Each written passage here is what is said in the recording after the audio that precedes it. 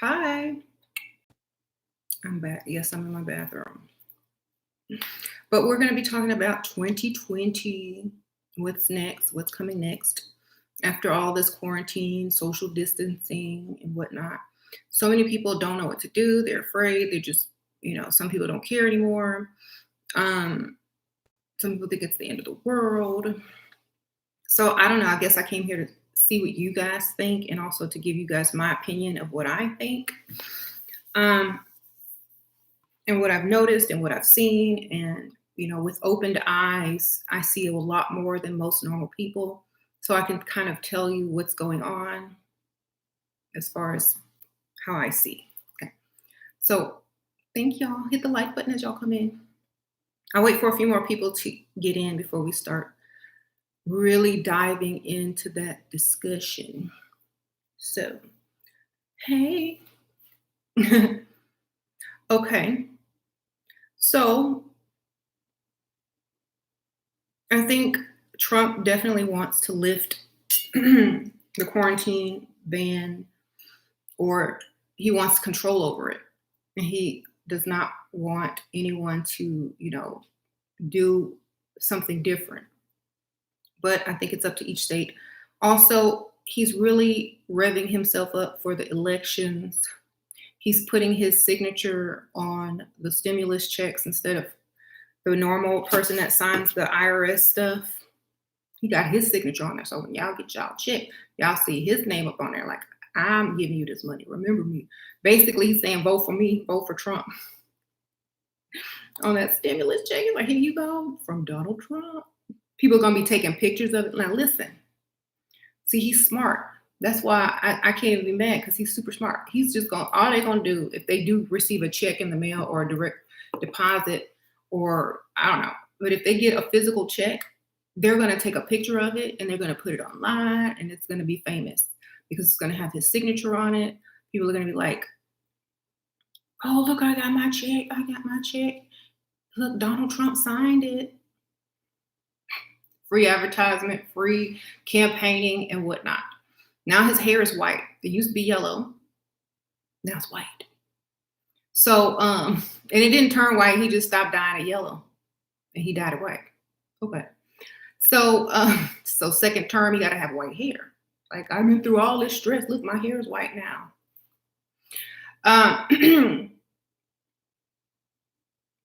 He's very smart in how he does things, and he's opening back up business right before it's time to, really start his campaigning, and so businesses could grow and people can get jobs and whatever.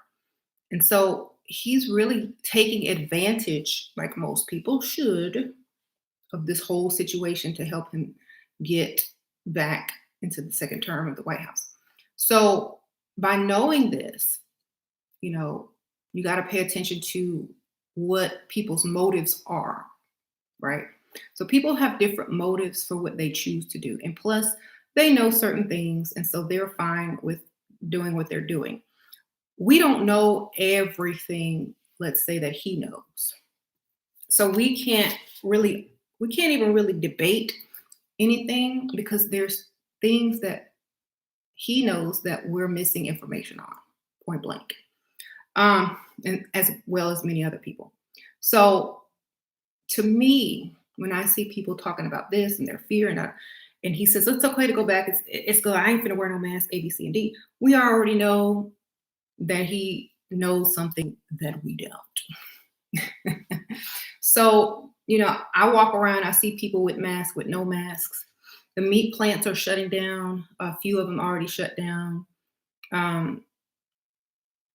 due to the virus and some bird flu and stuff like that now. So a turkey plant in South Dakota shut down, and a pork plant in South Dakota shut down. Now, all of this is code. Everything that happens that is put on the news and put in the media, it's code.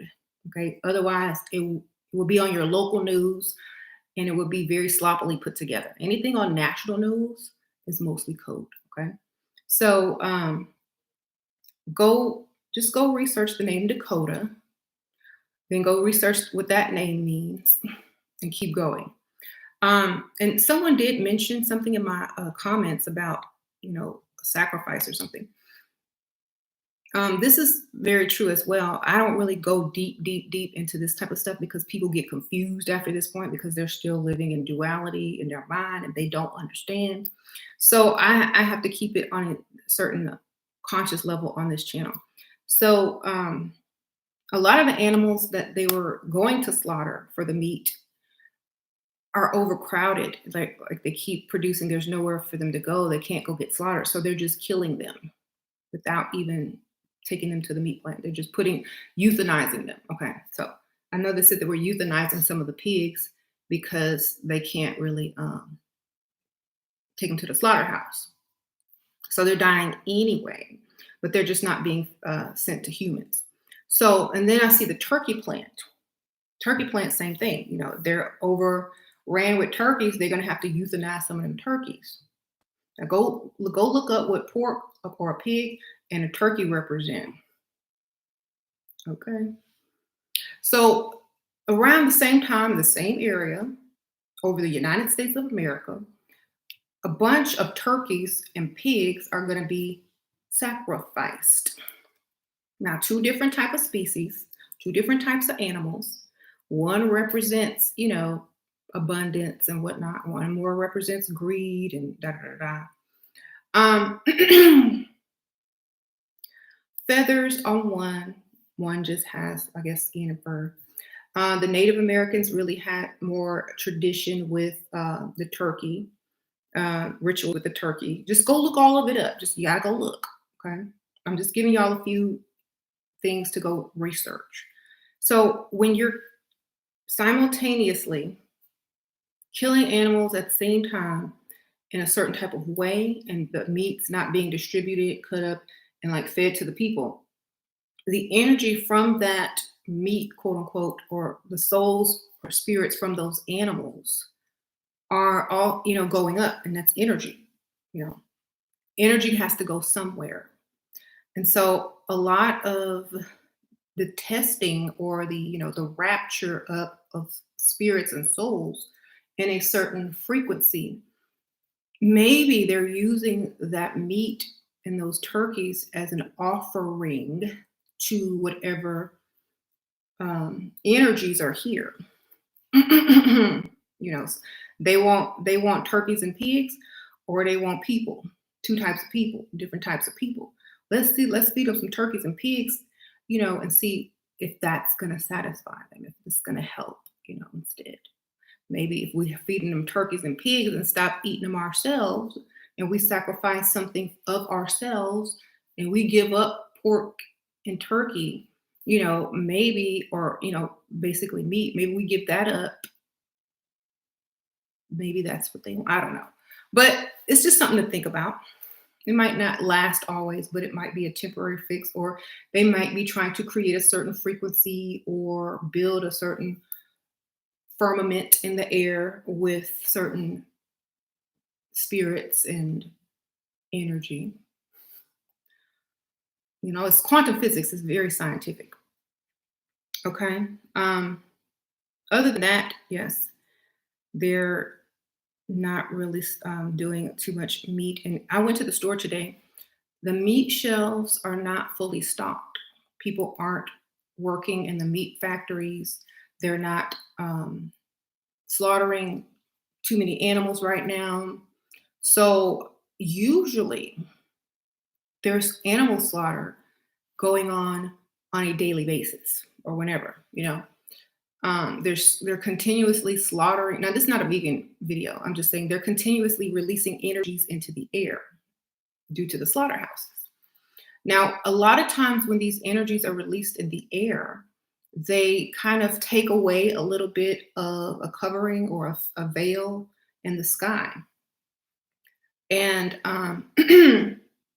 when that animal spirit gets up there. And so maybe they're also trying to implement, how they say, okay, stay in your house, and pollution level is down. Now they're trying to implement not producing meat or slaughtering animals to see how that's also going to affect the planet. So this is a huge test or experiment to see if they stop slaughtering animals over a certain um, time what the effect would be, towards the frequency of the planet. So, of course, they can't tell you guys this, so they're just going to introduce some type of animal virus and slowly take the meat off the shelves, right? And yeah, Bill Gates did invest into Beyond Meats. Thank you, Arnisha. Sprinkle, sprinkle. I appreciate that. So yes, invest in Beyond Meats. You'll get paid. So they're gonna try to see if they can change things by not slaughtering animals every day, by not driving all the time, by implementing, less work days and whatnot. So you said it's called the Corona Craft, right? So if you think about all the things that were accomplished in a short amount of time, it's it's obvious, right? Homeschool, and you're teaching your own kids now, right? You're working from home. You don't feel like you can't spend time with your kids. So because you're there, you can work from home, some of us. Um, or if you don't have a job anymore, he's giving you a check quick. That's kind of suspicious right there. That's kind of suspicious. Why would they hurry up and give out those stimulus checks that fast, right? If this was real, like if this was not, I'm not saying it's not real. I'm just saying if this was not planned many years in advance, why, yeah, why would they hurry up and do that? And then also, why would they take before and after photos of the sky showing you pollution levels? And why, is it so easy? It's too easy. Also, they're trying to push to stop eating meat, to relax more, because they need your frequency on a certain level. And thank you, Ace. Question: if kid 5 years old, are they already awake? Since they're yeah, kids are mostly awake. They just have to get the information. Sprinkle, sprinkle. So they're gonna have like you know, your stress level creates the frequency of the planet. America is stressed, highly stressed, on drugs, anxiety, drug addicts. And and of course there's good people and bad people. It's a whole mix. And then there's people that have dependency issues or anger issues. They're not really that way naturally. They're just stressed, you know. And so when the stress level eases up and they get a little check and they don't have to go to work every day, don't have the pressure on their back from the boss or whatever, it's like they can finally rest. People work so much, they don't even get to enjoy the house that they pay for or car that they drive. They just drive to work and back, maybe somewhere on the weekend. So maybe they're getting to enjoy the fruits of their labor, and de-stress and bring that frequency up, bring it up and focus on spending time with people that you barely see because you're always working. And I think we're looking at the positive stuff now. We're looking at the positive stuff. So what's going to happen next? I already said that we're going to take meat from y'all, or y'all are going to have a choice, but they're going to make it harder. They're going to try to push you towards no meat, and we'll see what happens there. But a lot of times when they spray those clouds and say some type of disease is out, it's a cover up for something else. It's a cover up for something else, and all the chemicals in the sky combined with so many things can cause illness, can cause all of this, right? Viruses can come from so many places. The poles are melting, volcanoes are active, stuff is spewing into the air, they're spraying clouds, the sun is this way, all the electromagnetic frequencies are in the air. Then we got 5G. So you have all of this plus your stress, plus your stress. The frequency over our country is not good. It ain't good. You know what I'm saying? So if you were going to take a whole earth or a whole world and transfer it somewhere else quantumly, but you had one area that was very low frequency and it might not transfer, and you have this much time to get it up to a certain frequency. Think about it. If you get a certain amount of time to get your nation up to a certain frequency so that you can also shift or rise higher, I don't know, get some different angles of light or whatever, metaphysically that is happening. I explained all my other videos, but I'm trying to explain, getting the frequency of the country up, like make America great again, getting the country up to a certain frequency. And so that it can also rise up in consciousness and in, ideas and value and all that kind of stuff, right? So when I talk about code, I mean, not everything is what you were told it was. That was for the people that don't research. That was for the fans, not the audience. You see, there's a difference. I learned this because I was watching This Is It today. Michael Jackson said, this is for the fans and the audience. Now, what's the difference? Right? Audience is someone who listens, observes, and critiques the performance. A fan is a fanatic, someone who supports you, but they don't understand what they're looking at, baby. Okay? So basically he said those with ears and eyes. Ears to hear, eyes to see. And that whole movie is just straight up code. But anyway, so when I see Trump, I don't see Trump like y'all, many people see Trump. I see the code. Like I see all the code. So I don't really have any type of emotional feelings towards, whatever, because it's all code. Most people are caught up in their emotion, and that's what keeps them from learning and observing and growing their conscious to a higher level. They're too emotional, or they can't control their emotion when a message is being presented. All they feel is the emotion behind what they don't understand but are just reacting to. So when we can get to the level of consciousness to do our own research, to figure things out on our own, and not to just be upset and mad because of something that we're not even sure what we're mad about, get down to the depth of what something means so that you can see what's coming. Like the average person, when they hear that song, y'all remember In My Feelings by Drake? KiKi, do you love me? Are you riding? Y'all remember that song? And they had the whole KiKi challenge, and they were jumping out of the car while it was still moving. They were jumping out and dancing. The KiKi challenge. They were jumping out of the car. Some of them were falling and all that kind of stuff. Some of them made it, right? KiKi, go do the numerology on KiKi and come back and tell me what you hear. Do the numerology on KiKi, KiKi, and come back. I'll wait. Do the numerology on all the names that he talks about, except for Risha. Risha is Orisha. Okay. Thank you, Reese Sprinkle Sprinkle. I don't eat any meat, so I'm not gonna chance eating of any type of seafood either. You said KiKi. I thought it was KiKi. Well, go do KiKi still.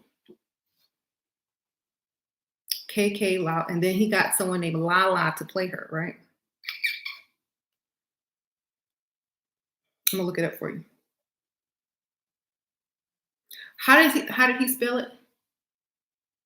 Or did he even spell it? I don't know. Did he ever spell it? Because it's not in the title. Yeah, he spells it KiKi, I think. Yeah. So go do the numerology of KiKi with an I. KiKi. I said go do the numerology. KiKi. Well, it says KiKi on here on the lyrics, so I don't know.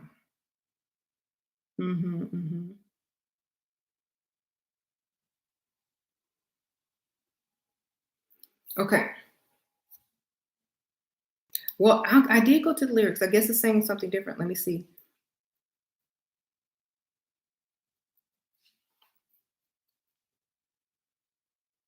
It still add up to the same thing, so it don't matter. Genius. Do it on both. It don't matter. It still came up to the same thing. I think. Hold on.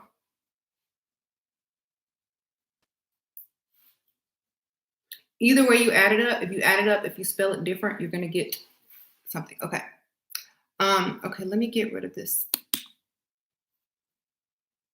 person who's never experienced life before. Um, right. Yeah, he'll be president for sure, of course. Um, Trump's gonna win because everybody's scared. They're not gonna put nobody new in office because they'll feel like they'll have to start all over. Right. Um, what system of numerology using? Girl, I don't know the names of the things. I just do it how I do it. Anyway, that's for y'all to figure out. Y'all go decode the names and by numerology in the song, except for Risha, because that's Orisha. Also, like if you see certain things, it's easy to kind of see what's coming next. So as you can see, a lot of people are falling, but a lot of people are rising at this time. So right now we're at a point where some people are rising and some people are falling.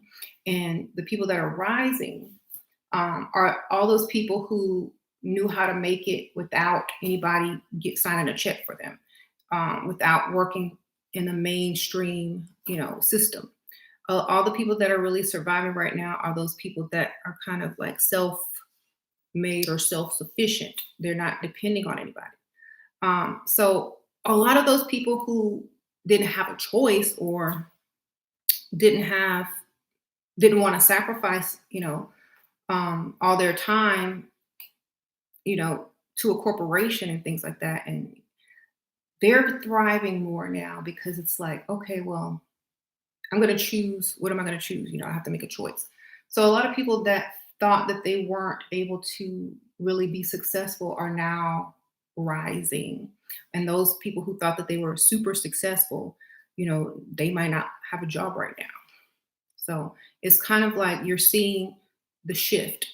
Literally, you're seeing the scales dip. And so what's next is, of course, who caused all of these things to happen? Why is this happening to us? Why? What are we going to do about it? So now there's going to be this huge worry. What if this happens again? What if this happens? What if this is going to happen? People are going to walk around either in fear or in, love and abundance or whatever. Oh, I love what I do. I have passion in life now. I'm really thriving. I spend more time with my kids and my family and blah, blah, blah, blah, blah. So you're going to have two types. You're going to have a frequency shift of types of people, poor people or people that have been living less than for a long time. This is not a huge deal to many of people because they're always living in a certain, budget or whatnot. But for people who aren't used to living on a certain budget and don't have a job anymore or, didn't plan, they're really panicking right now. They're going crazy. They don't know what to do. They're mad, they're angry, and they're really in their feelings. Okay. So yeah, they're in their feelings. Got me in my feelings. And then other people are like, well, you know what? I just get the stimulus check. Maybe I'll start a business. Maybe I'll go back to doing hair or cutting hair because they always had a little side hustle. Thank you, Renee. Sprinkle, sprinkle. Thank you. So everybody has a little, a lot of people have a little side hustle because their normal job wasn't really cutting it. They weren't getting a lot of money or they couldn't get a job. So they always, they made a job. So a lot of these people are now thriving and just really going places they never thought they would go. So we're going to start seeing a new rise and a new fall. And this is going to be a rough time because people aren't used to this. People aren't going to be used to this. You said wait till July. Yep. See you in July. So it's the hottest time in July, of course. But we're going to start seeing more people try to be very different from who they are, you know. So we're going to start to see a lot of people kind of realize, okay, well, if I want to be successful, I got to be like this. If I want to be, it's already happening. People can go on Instagram and see it. You know, if I want to look a certain way, if I want success, if I want this, I got to do that. So it's turning the opposite way now. It's reversing itself. Everything is reversing. So it's kind of like two balls hit each other and bounced and went back to the beginning. And so everything that was falling is now rising, and everything that was rising is now falling. And so that frequency has been out there. It's like, boom, now it's going backwards. And so everything that you went through, you know, is now paying off if you have been through something or, you know, yeah, paradigm shift, basically. Thank you, the cooking queen, sprinkle, sprinkle. And so now I think that's why Usher went on Instagram and was singing Climax. He's like, he was singing going, basically, he's like, going nowhere fast. We've reached the climax. We're together. Now we're apart, separated. Can't take it back. We reached the climax, you know. So this is as far as we could go without becoming one. If we, when the frequencies didn't match, when we didn't become one, when everybody was against everybody, it reversed. By this time, by 2020, we were supposed to be together. But the promise was unkept. The promise was unkept. Everyone was supposed to be one by then, but people got greedy. So that's why the turkeys and the pigs are being sacrificed. So, you know, people got greedy and people forgot, and people got in their feelings and this and that. Thank you, Saturn Rising Tarot. Ashira, did you see the typewriter Tom Hanks posted on Instagram? Notice the name brand of it, Sprinkle Sprinkle. Yeah, I saw that. Yeah, they drop code all day long. I saw that. Corona. Name of the typewriter was Corona. So, you know, the promise was unkept. That means they lied. I think there's even a similar story in the Bible about it, how they were supposed to have a 7-year sabbatical and then they were supposed to come back and do something, something, whatever, and then they didn't. So basically, like people were supposed to keep melanin in their bloodline, in their bodies. They were supposed to all mix. But I think people got separated. They started going against each other. Of course, here we had segregation, of course. And then by the time it was time to merge, it couldn't happen because we weren't together, basically. Uh-huh. Because of you, you slapped the pork chop out your sister's hand. Go ahead. Saving her life. So thank you to you, Flame. But the promise was unkept. Like they were supposed to watch out for you, make sure that the promise was kept, and like, you know, da da da. But that didn't happen. So now it's like, nope, let's go back, all the way back, start over, you know. And so in order to go all the way back, what fell has to rise and what rose has to fall. And if we meet in the middle down here, then, you know, then the one side who created the other side now has another choice. You get another choice. See? So it's a rewind and a second chance. Or I don't know how many times we did this, but there's another chance. And so whatever choice will be made then, we'll see. You said you woke up like this, right?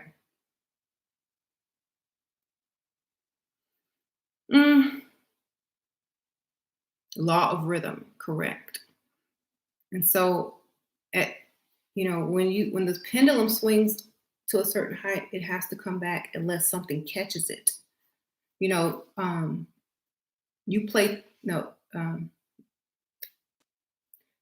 you play tag, but you it for life. That's a lyric from Yikes by Nicki Minaj. She's like, you play tag, but you it for life. And then she says, you a clown, you do it for likes, you know. So for me, that means, one should be chasing the other in order to even exist. So that means you're it for life because you'll always be chasing something. But the other way around, it's like, no,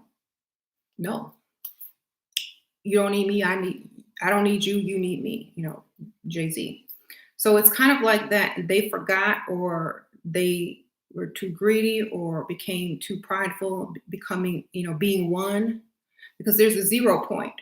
There's a zero, and then there's a one and a negative one, right? Zero is, where it all began. So when something hits at 0 point and it goes out, it's separated, and it's used to being separated. It enjoys its separateness. And even though it knows it's going to have to get back together, it doesn't want to. And so then, that's I guess, an ego, or what they call the demiurge. And then it ends up being undone. It's undone.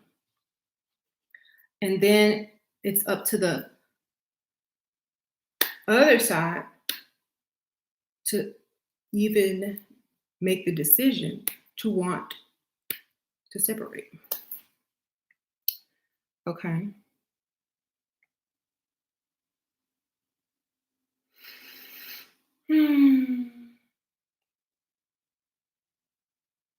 And so,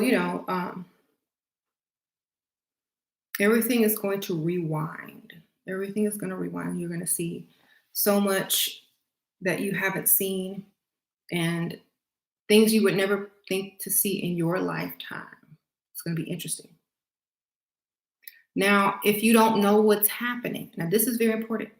If you don't know what's happening, you're not going to know how to benefit. And that's very important until it's super obvious. Until it's super obvious. But by then, the competition is going to be fierce. You know what I'm saying?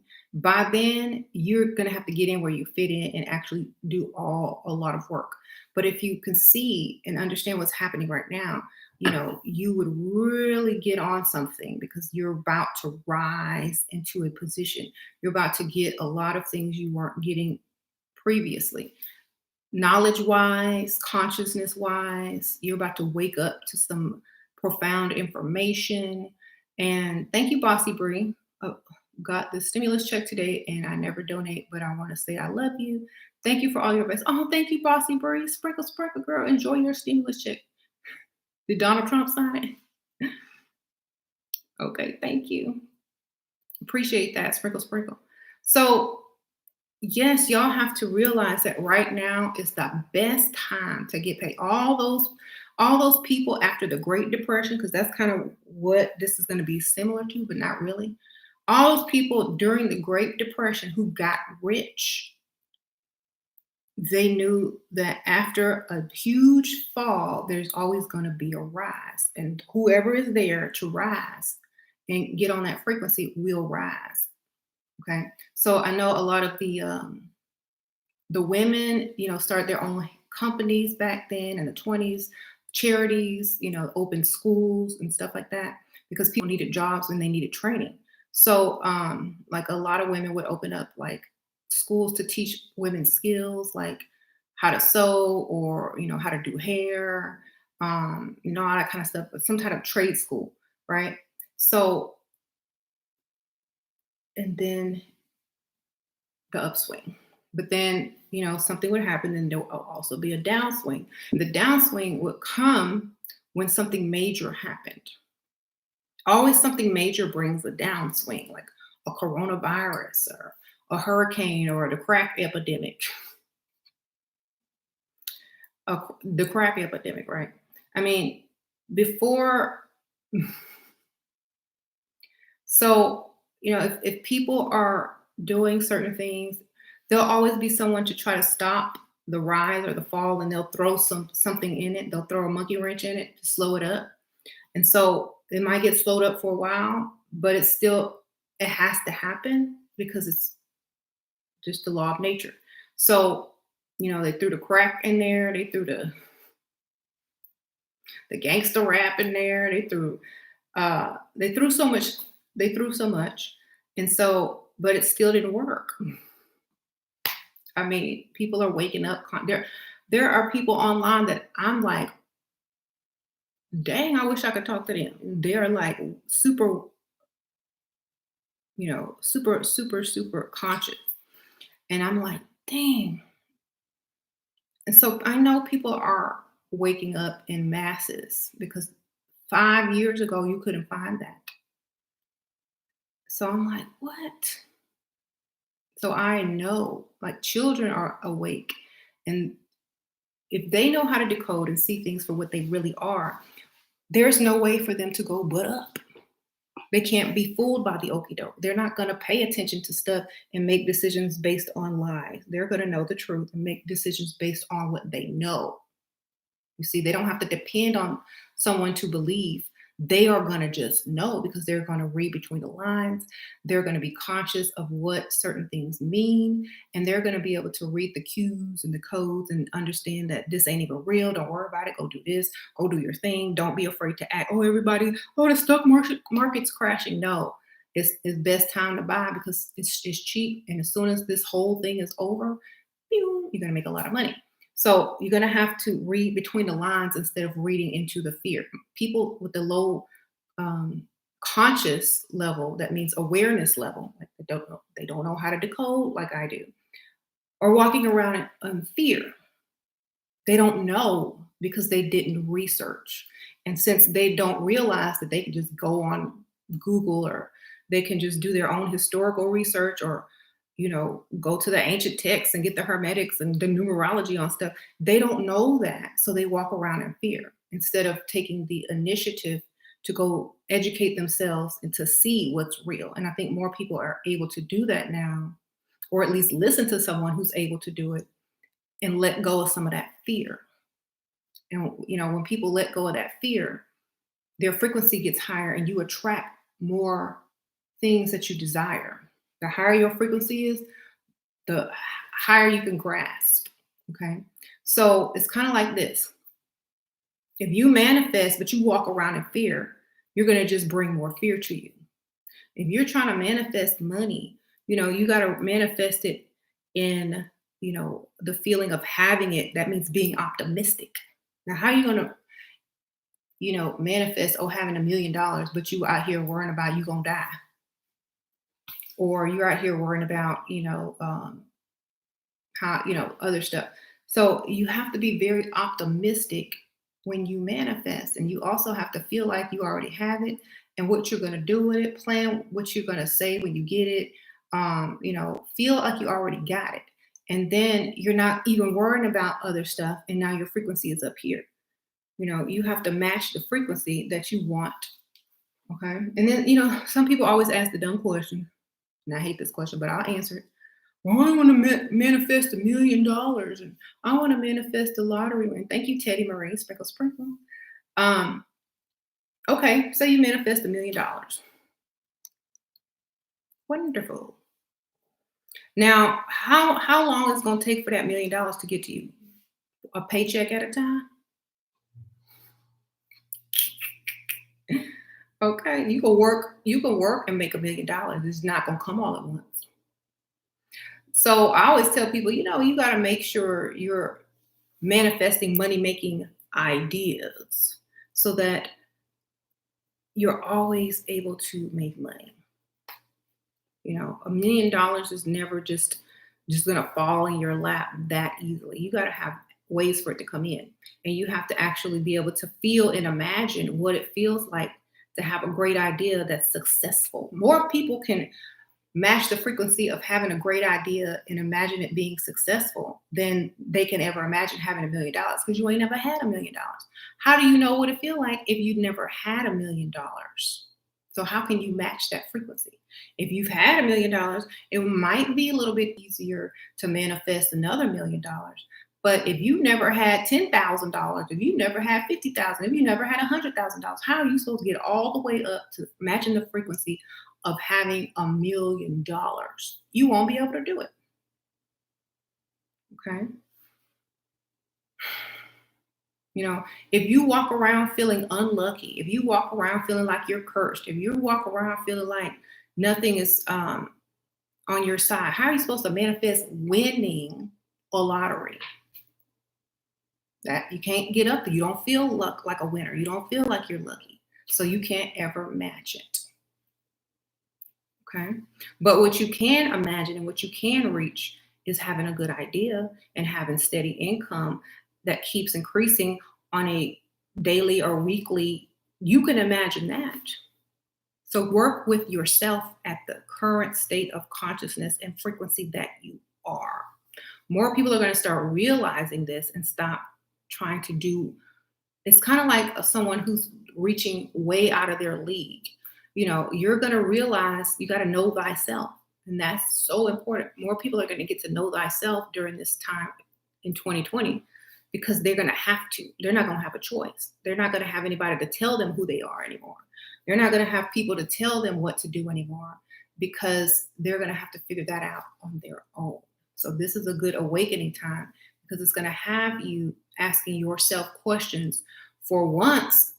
You know, sometimes, you know, maybe for some people, for the first time ever, who am I? What do I want? Who am I? How can I manifest with what I have and what I know? You know, so a lot of people are just used to following a schedule and somebody else's rules. They never had time to set up their own life. So we're going to start to see a lot of people making up their own schedules, their own way of doing things, their own type of thinking, their own type of consciousness. So we're going to have so many new branches of perspective, which is 4G, no, not 4G, 4D. When you have one thing, and it's been this way forever, and then you allow, you know, people to be free mentally, spiritually, physically, they start creating new branches. And so that is 4D, you know. You have a circle and then you have another circle and you have another circle, or you have a cube and then another cube grows off the corner of that cube and so on and so forth. So it's like a tree or a crystal, you know? And so the branches expand, and that's the universal expansion. When you free people, when you wake them up, then the universe keeps expanding. And so it is time to get creative. It's time to know thyself. It's time to figure out who you are and who you want to be and who you know, need to be. Because, you know, now it's going to be so important to become the person that you are meant to become, not just somebody's, you know, employee. Because, you know, what if this happens again and they can't give out a stimulus check? Then what? So you need to become who you really are, know how to do something, know how to manifest within your frequency, and know how to live a life that makes you feel like you know who you are. That's why so many people walk around, I don't know who I am, and I don't know what my passion is, and I don't know what my purpose is, because you never had time to figure it out. Never had time, you never had to. You were never forced to. You were never forced to figure out who you are. Nobody said, figure out who you are or else, you know. Now, when you're put under a lot of pressure, you're going to have to figure it out. And you have time, less stress, so you will do it. And the new light that's coming in, all the frequency shifts and changes are going to help you. And that's why you need to really start thinking about it instead of worrying about it and walking around in fear. You need to get in the frequency of figuring out who you are, what your passion is, and what your purpose should be, because you're going to create your purpose. And then you're going to go and then rise to a point where you never thought you could rise in your career.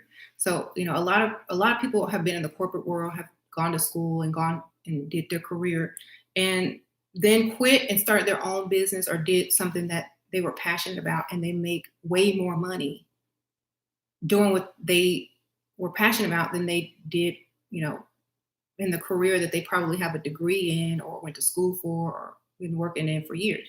Made way more money doing what they loved because their frequency was high, so their money was high. And they did it with passion and it didn't even feel like work. So they probably put in more effort and work than they would have if it was just working for, somebody's boss. Okay. Um, and I think that's also why they're letting people stay home from school as well, because if you break a system, if you break a habit for, 2 weeks, and if you do something for 2 weeks, it turns into a habit. If you break a habit for 2 weeks, then you have to get back into it. So they've broken the habit of kids being trained and told what to do and systematically taught how to be an employee because that's all school is. They train your children to shut up, listen, don't ask no questions, and follow rules. They don't teach them how to be creative. So now kids are getting ready to start being more creative and they feel like they have more freedom of choice into what they want to do. And it's like, I hated that. It was like prison. Kids always say school is like prison because it is.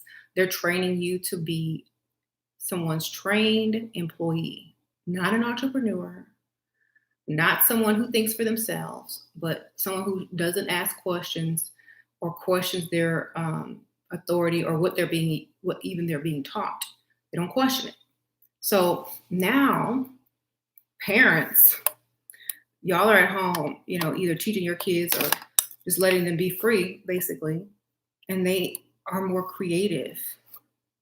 Or if you have to explain something to your child, you'll use a real life example versus some stupid example that will not help you in real life that a teacher might give. Um, so, or if you're spiritual, you might relate it to something metaphysical and teach them two things at the same time. That's how I do. That's how you can do it. Like if you have, thank you, self-healing, sprinkle, sprinkle. If you have a child and they're asking you, well, I don't understand this. Could you explain it to me? You can use spiritual science, quantum physics, or metaphysics to explain whatever the concept is that they're trying to understand. They're learning double. So depending on who their parents are, is who their children will be. Thank you, Teddy Marie Sprinkle Sprinkle. My message wasn't sent for the first chat. I just want to say thank you. I've been learning a lot from you and I'm truly grateful. I'm decoding, learning, and becoming the best me. Oh, thank you, Teddy Sprinkle Sprinkle. I'm so happy. I'm glad it came through this time. So now we're going to get to see the parents and the child. Your child, your son, your daughter is a reflection of you now and not a school system. Which they should be anyway. Your child should be a reflection of you and not a school system. So now you actually have time to explain stuff to them and give them a little piece of you as well. But back in the old days, parents taught the kids, or they had more time to spend with them, at least to help them with homework and giving them their examples and whatnot. Some people, their moms worked or their dads worked and they couldn't get help. They had to figure it out themselves. And so now kids are just blossoming even more. They're happier. I'm sure there's less teen suicide and less depression now in younger people. I'm sure it's a lot less because they don't have to go to work or school or feel pressure or being bullied by people that are insecure themselves, So that's probably something wonderful. Mm-hmm.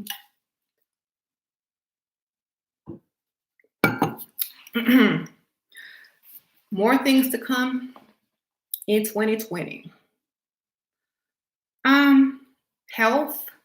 I think people are going to really start not worrying, but focusing on health. They're really going to start working on their health. And those who never thought about working on their health before are going to start working on their health. Not the ones that already do that. They've already been doing that. No, I said youthful suicide, like in a certain age range. Yeah. So,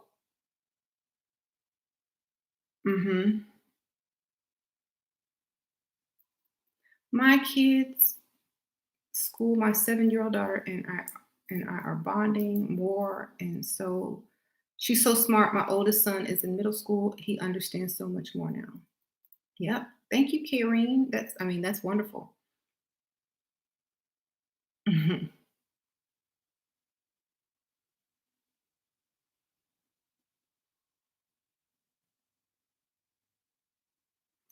And yeah, we'll get to make our own schedules and make time work for us instead of us running behind time, you know. So I love this quarantine because no one's ever late to anything. There's no rushing, there's no stress, there's no extra emotional issues because you might be late or you might be stressed or there's a deadline or you're tired. So a lot of that stuff is gone. And so that's a good thing. The whole country accomplished so much in just a short amount of time due to Corona. I mean, they've changed so many people and given them something that they didn't even know that they needed. Of course, there's always the bad side. If you're looking for it, or if that's just, your fate. Because, a lot of people that were dying, they were, they weren't able to withstand the frequency shift, the shift. Y'all remember when we kept talking about the shift? This was the shift, a major shift. And that's why a lot of people didn't make it because they couldn't vibrate on a high enough frequency to avoid the illness that comes or the um what do you call it? The I used the word in my last video, but they can't avoid being agitated. They were sensitive and their immunity was already low.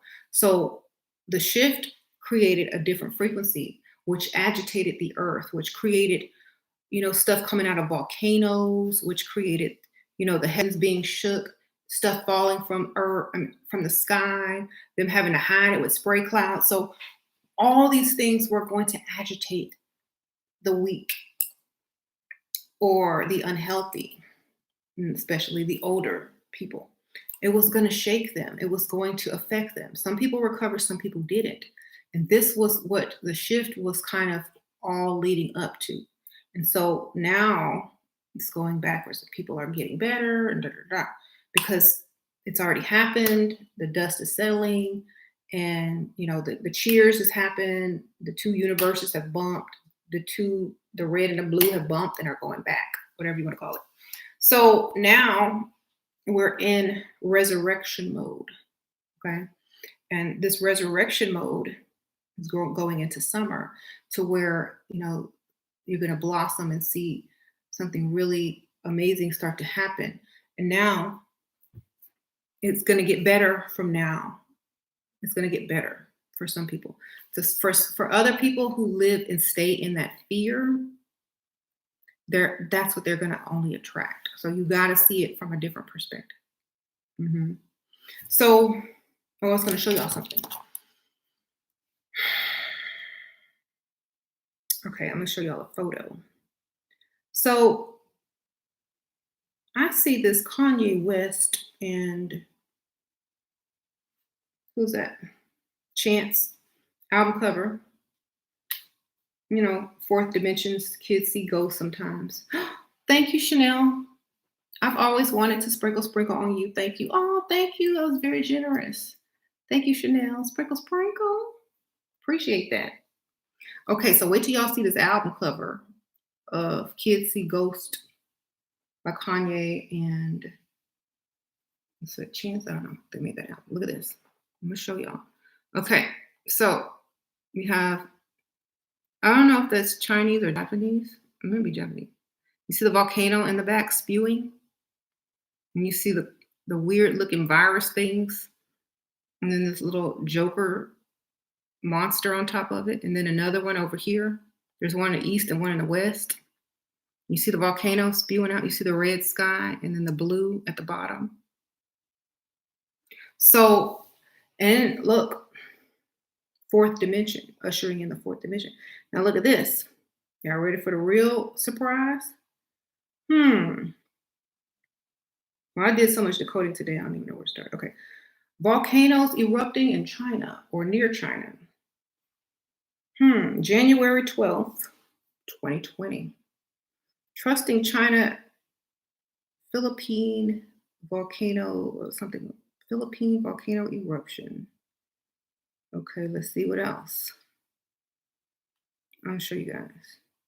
Okay, so here's all the current eruptions. Current eruptions. Let's see. United States, February 16th. Oh, how convenient. Let's see. Japan, February 15th. Let's see. Japan, February 11th. Russia, February 19th. That's very close to China. That's just 220. So, all close to the same dates, all these volcanoes are going out. And the one is even named KK, almost like KiKi. You see? Kaya or something like that. So around this time, the corona was really running rampant because it's just agitating. Volcano, the funk of 40,000 years coming out the earth, right? Like in Thriller. So, yeah, volcanoes, spray clouds, stuff, cosmic dust from Venus, uh, kissing the moon.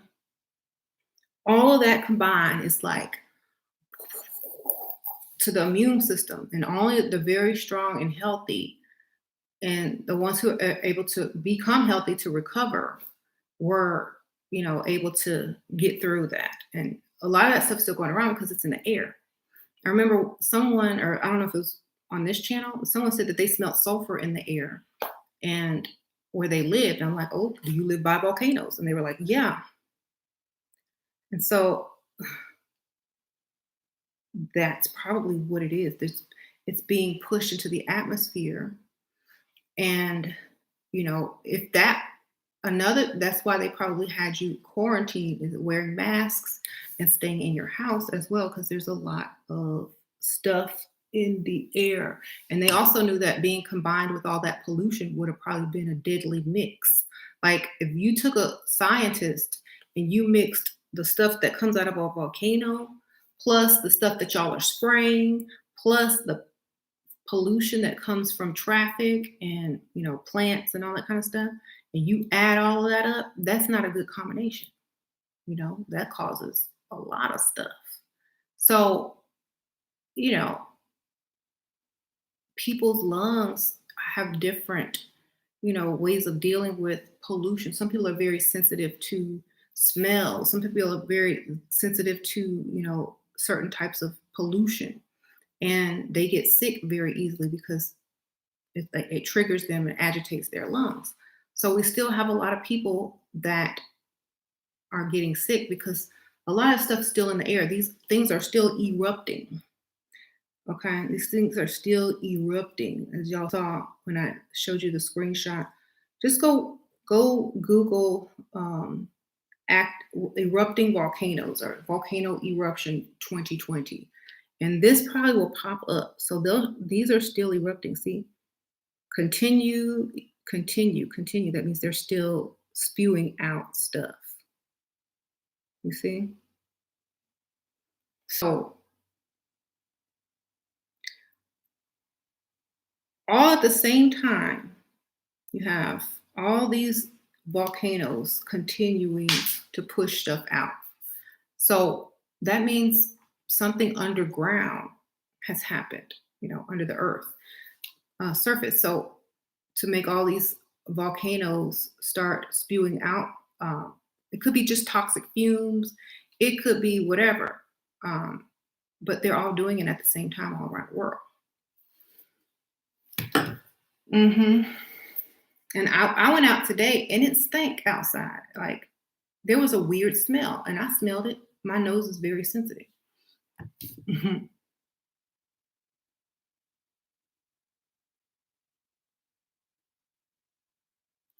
Earth's magnetic poles, but anyway, so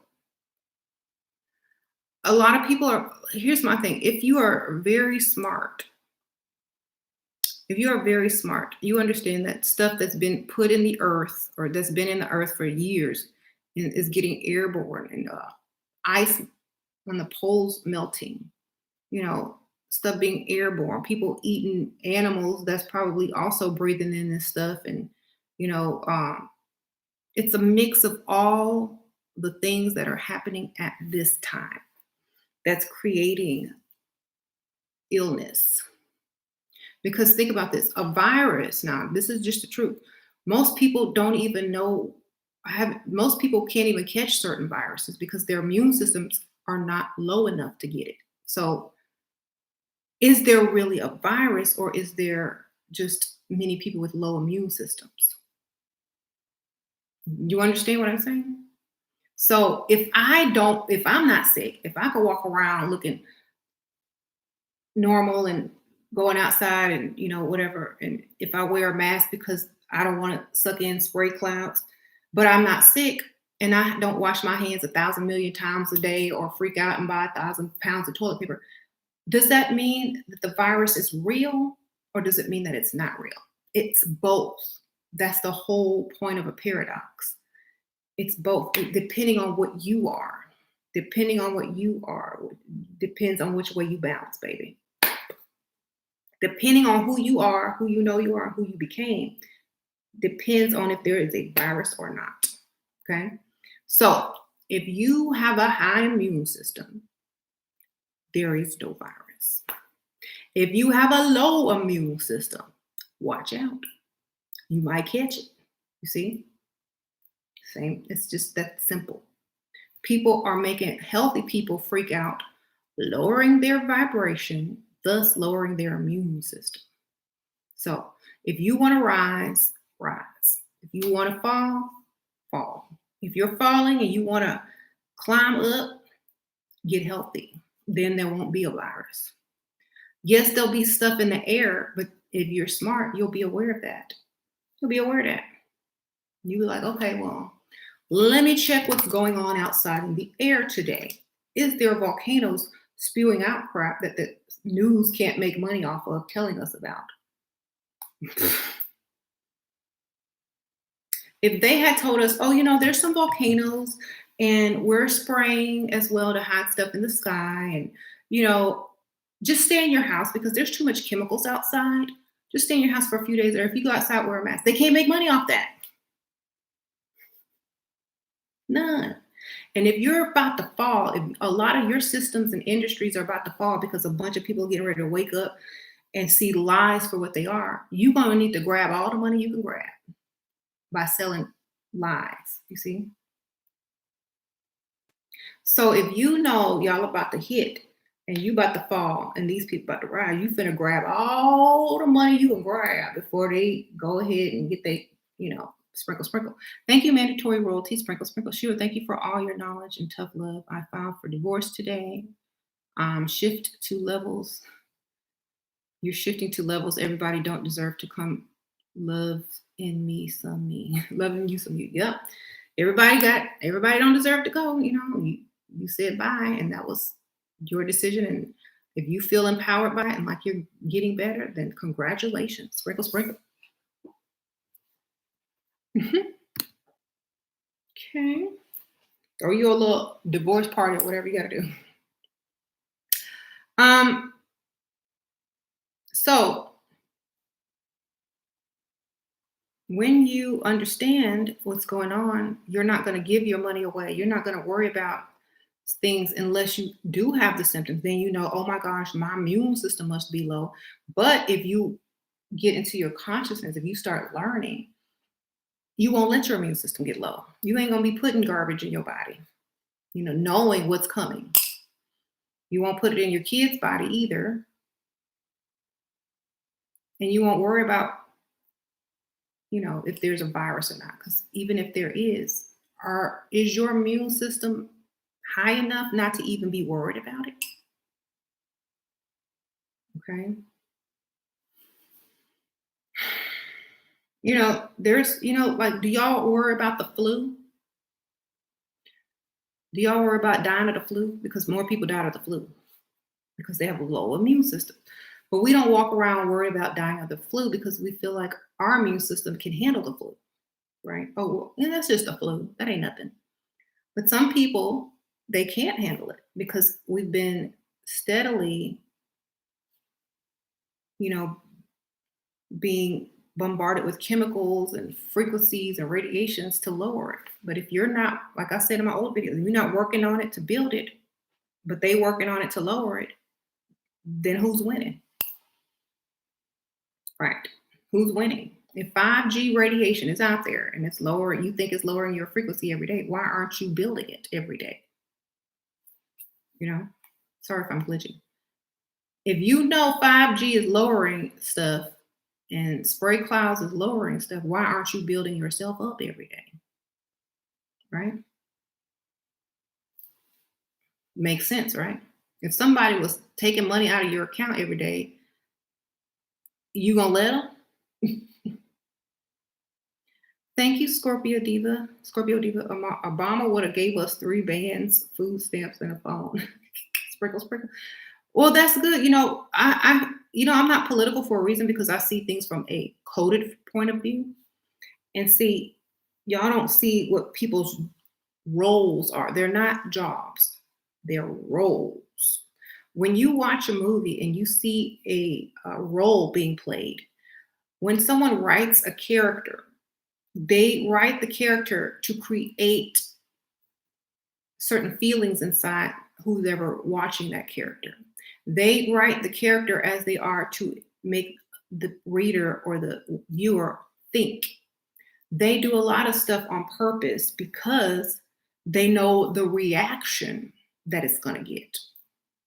Okay? They know the emotion that's going to inflict. They know what's going to happen when people realize there's no savior coming for them.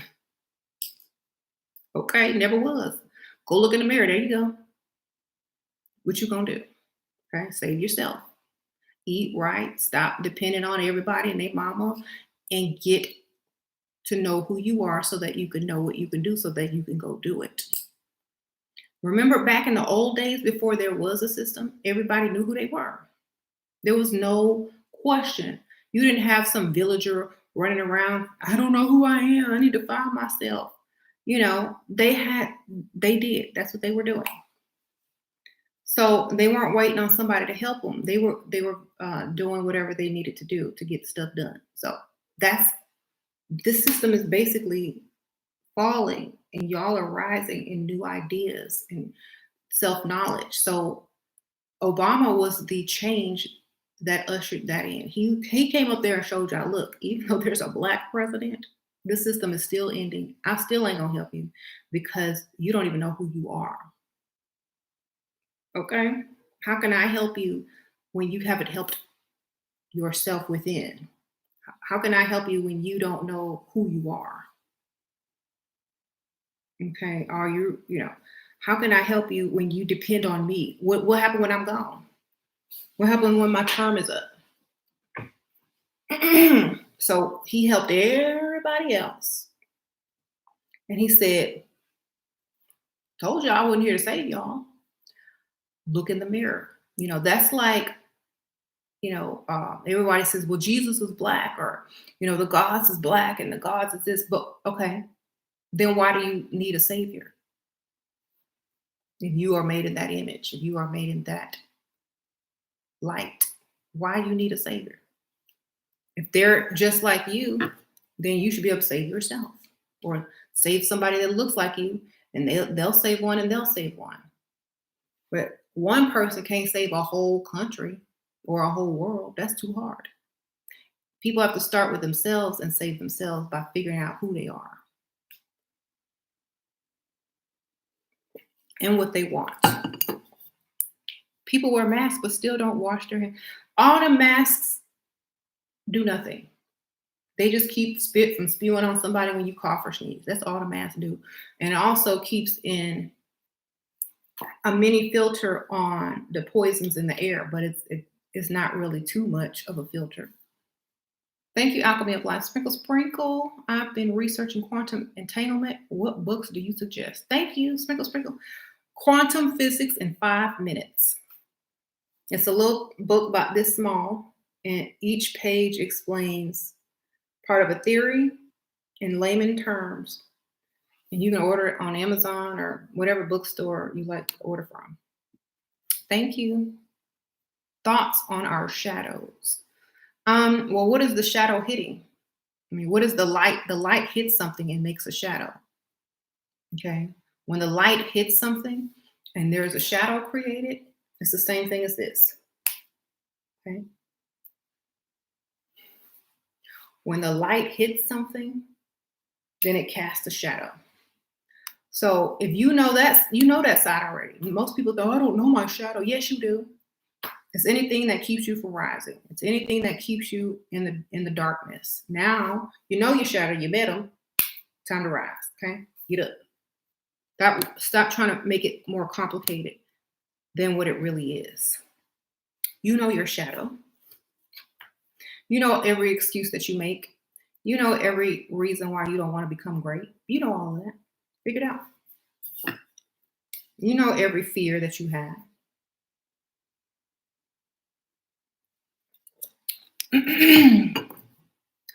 I don't qualify for Trump bucks, baby. Okay, I'm sorry. Honestly, I'm not getting a check. I make too much money.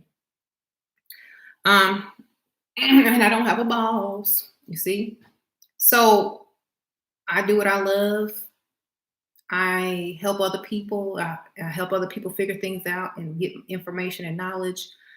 And I spend time with my kids. So my frequency is high. You know, I was when I woke up to realize that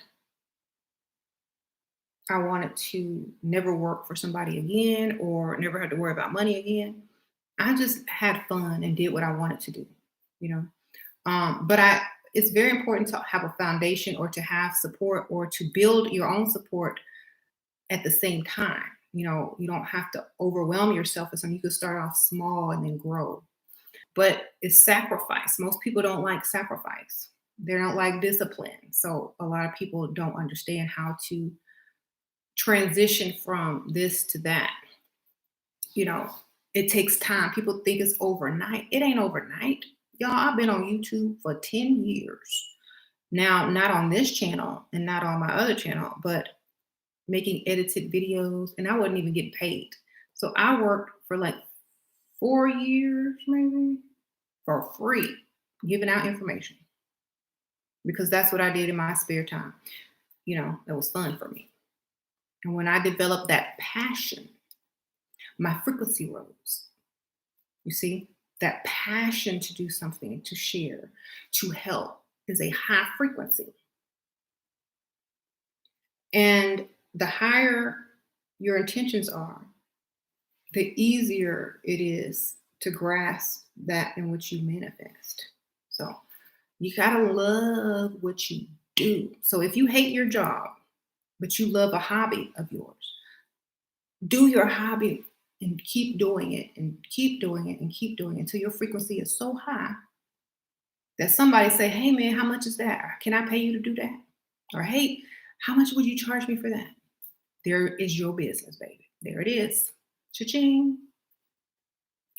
But you have to spend time, energy, and effort on your passion so people will want you to, you know, share that with them. Or they might want to support you and pay for it because they like what you got.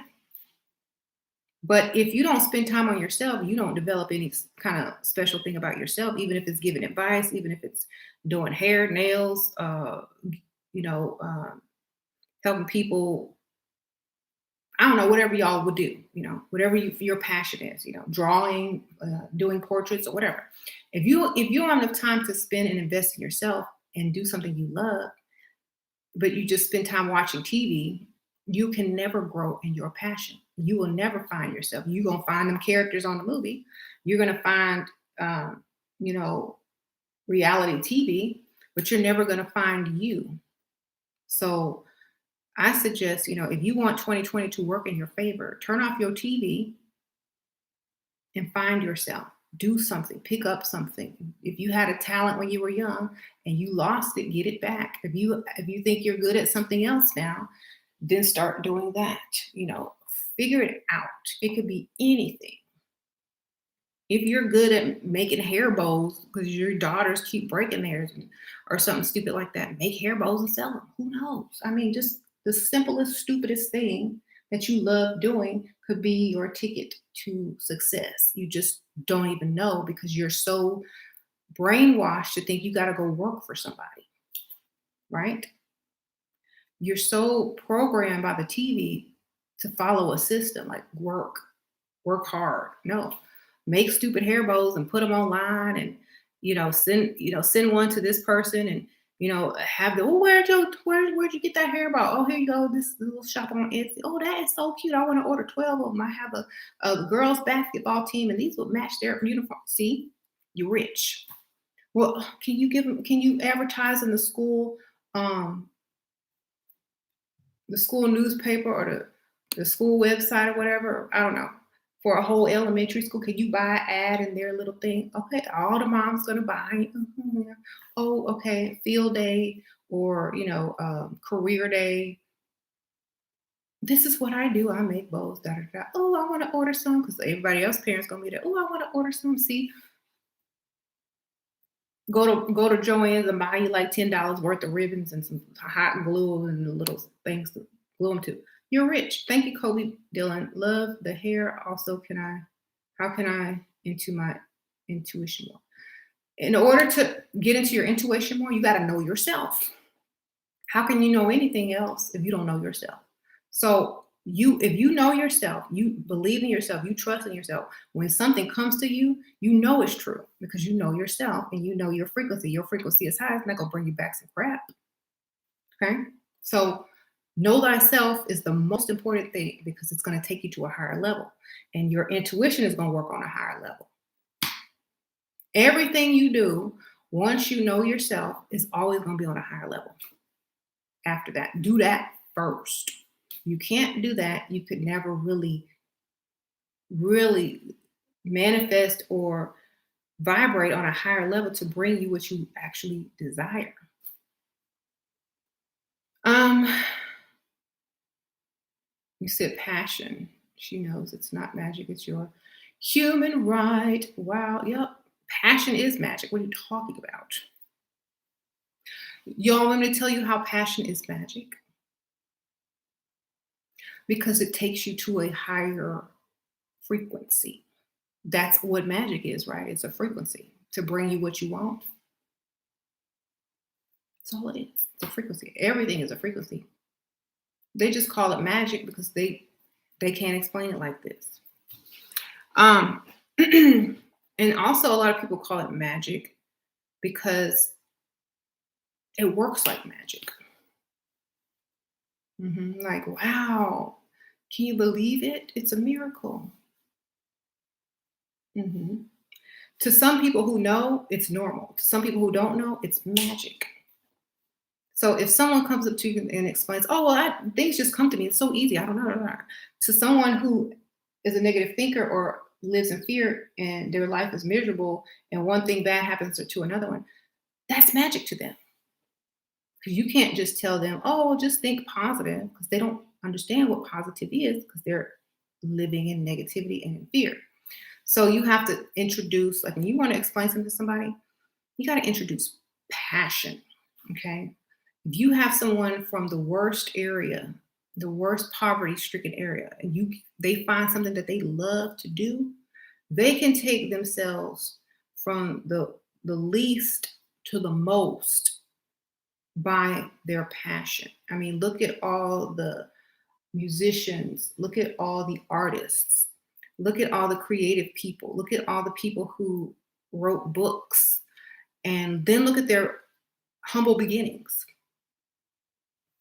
Thank you, Nikki. Sprinkle, sprinkle, excellent advice. Thank you, girl. Sprinkle, sprinkle. So they have to have passion for something in order to become so great that someone would pay for it. to where they wouldn't have to work for anybody ever again. That passion had to be so intense, or that love.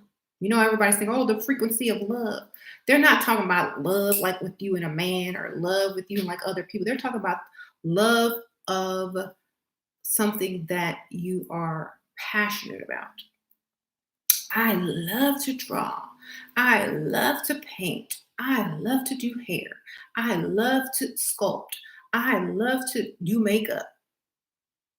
When you're doing that thing for 8 hours a day and you are in the frequency of love because you love what you do, what do you think you're doing? Magic. Thank you, Alicia Ashe Sprinkle Sprinkle. Thank you for your knowledge and wisdom. I've invested big time. Oh, thank you, Sprinkle Sprinkle. That was very generous. I appreciate that. That's why they call it, that movie, The Passion of the Christ, because his whole time he was teaching people, he stayed in that mode. So if you hate your job, what are you creating? You doing something you hate for 8 hours a day. What is your frequency? What are you drawing into yourself? Thank you, Kaylin Blake. Sprinkle, sprinkle. Sugar Daddy bought me a loaded Mini Cooper. Thanks to you. You change my life daily, and it just gets better and better. Thank you, girl. Sprinkle, sprinkle. Well, enjoy your new car, girl. Go drive around. Those little things are cute. You just got to believe. You just got to know, do what you love, So, yeah, I bet you so many people are vibrating on a high frequency now that they don't have to stay stuck at a job that they hate on a daily basis. They're probably having better luck. Why aren't we taught about Nikola Tesla? That man was a genius and decades ahead of his time. Instead, I'm always hearing about Thomas Edison. This was Thomas Edison stopped 5G a long time ago because he said it was going to kill people. Nikola Tesla was trying to advance humanity, but people thought he was working too fast, and he already knew what the promise was. The promise was everyone's supposed to be the same. People were supposed to mix and become one in order to, be able to use this new advanced technology successfully. But Thomas Edison stopped that because they were too, oh, well, this is our country now. We're going to make it our country. I don't care about the promise. I mean, we need somebody to rule over, so I'm going to show, like, it's not time yet. It's not time for 5G or, wireless energy. So they stopped all that. But there's a lot of controversy behind that. So, people probably would get mad. It would be an oxymoron because people would get mad. It's like, why didn't they do Tesla's idea? Because if you don't have a certain frequency, you won't be able to withstand it. You will get sick and you will die. That's why they didn't let him do it, because they didn't keep their promise. He was a reminder of that promise, the promise to become one people, not separate races. That's what America was supposed to do, become one people. So that promise was unkept. And so Tesla was there to remind them, I'm here to remind you. The time is coming. Might not be now, but the idea is out there. My notes are out there, and it's coming. So get ready. So Tesla was communicating with higher frequencies, okay? And so he came to say it. They weren't ready. That's like, oh, you ain't ready? You ain't ready? It's close to midnight, baby. You ain't ready? You better get ready. So that's why he was like, that's why they never gave him a Nobel Peace Prize. That's why they never favored him over Einstein or Edison, because he was their reminder. That's why I didn't like him. And only the people that understand the promise and the truth would have liked him on that level. Okay. Yeah. No, you don't have to love anybody. I'm just saying they would still be teaching lies if they taught about Tesla, but not the whole truth as to why they wouldn't let his technology work. See, because then they have to get into that. Well, why didn't they let him do that?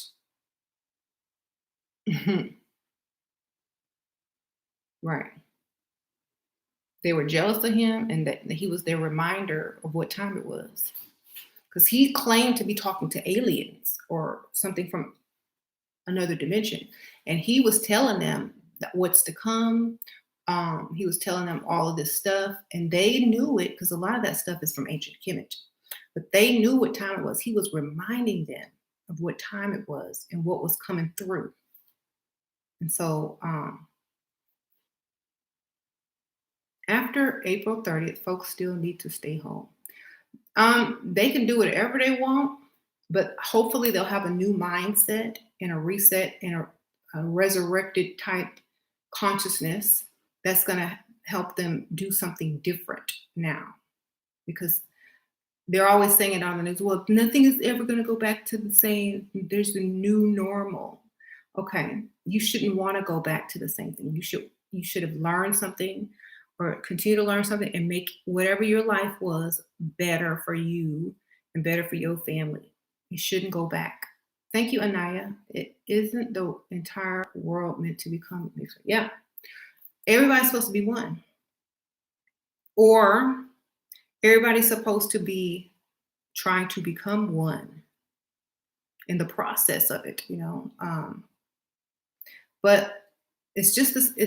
It's like the number 0, 1, and -1, and 2 and 3 and 4. Number one wants its identity. Number 2 wants its identity. Number 3 wants its identity. I'm number 3. Hey, I'm special because I'm number 3. I'm number 2. I'm special because I'm number 2. I'm number 1. I'm special because I'm number 1. Well, I'm 0. I'm all of y'all combined. And I created y'all and I can destroy y'all, basically. So everyone wants to be separate, but they forgot where they came from and that they have to go back eventually. And that the whole matrix, the computer code is just 0, 1, 0, 1, 0, 0, 1, 1, 0, 0. There ain't no other numbers. There's only the separation and the going back. You know what I mean? There's only the separation in the false matrix of 2, 3, and 4. And then there's 0 again. So if you were to come into consciousness as the 0, or if you were to become 1, 2, 3, and 4, and then become conscious within that 1, 2, 3, and 4, and voluntarily go back into the 0 with all that knowledge of being 1, 2, 3, and 4, then as that 0 point, you could create your own worlds within that world. You see? Instead of representing a whole separate thing that is not able to be done without the source itself. Mm-hmm. Imagine us living in a Tesla timeline, right? We would all be mixed. Definitely, we would all be mixed and eating vegan or vegetarian. That would be the Tesla timeline. Nobody would be discriminated because of their skin color, because we would all have to be one color or on a similar frequency. There will be no dead animals and stuff, being eaten, because that technology would not allow you to live very long eating meat. So that's what we'd be. That's what they're trying to get it again, because that advanced technology can do way more than this is primitive. Thank you, Mama Labu. Sprinkle, sprinkle, Shua. You have inspired me to transition my family from eating meat to become vegan. We're still started our own garden to aid in the process. Thank you so much for acknowledging this. Oh, thank you, Sprinkle, sprinkle. That's good. And I'm sure they'll enjoy growing their own stuff, and it's fun. And kids will usually eat what they think they grew. So yeah, I'm probably gonna. I do have a few things I want to grow. I bought some seeds and stuff, and I think you're gonna see a lot more people, doing stuff that connects them with their kids, and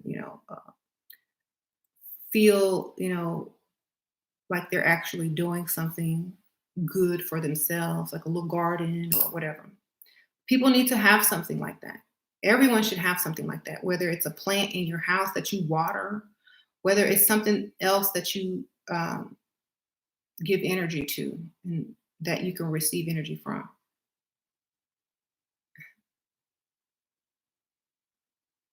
Animals would still get killed because that's how it works. Yeah, it's not about that. It's about killing them in the masses. Like, of course, nature is going to be nature. But when you have thousands of cows killed every day or every other day, slaughterhouses, and like I said, I'm not one of those ethical vegans, but when you have thousands of animals being killed on a daily basis, thousands of animals all around the United States and all around the world, all that death and energy that's being released into the atmosphere. We have 5G now. We have 5G. Every animal that gets caught up in the 5G, you know what I mean? Those energies got to go up into the atmosphere. Their spirits and their energy is plasma. It's going to get caught in the frequency.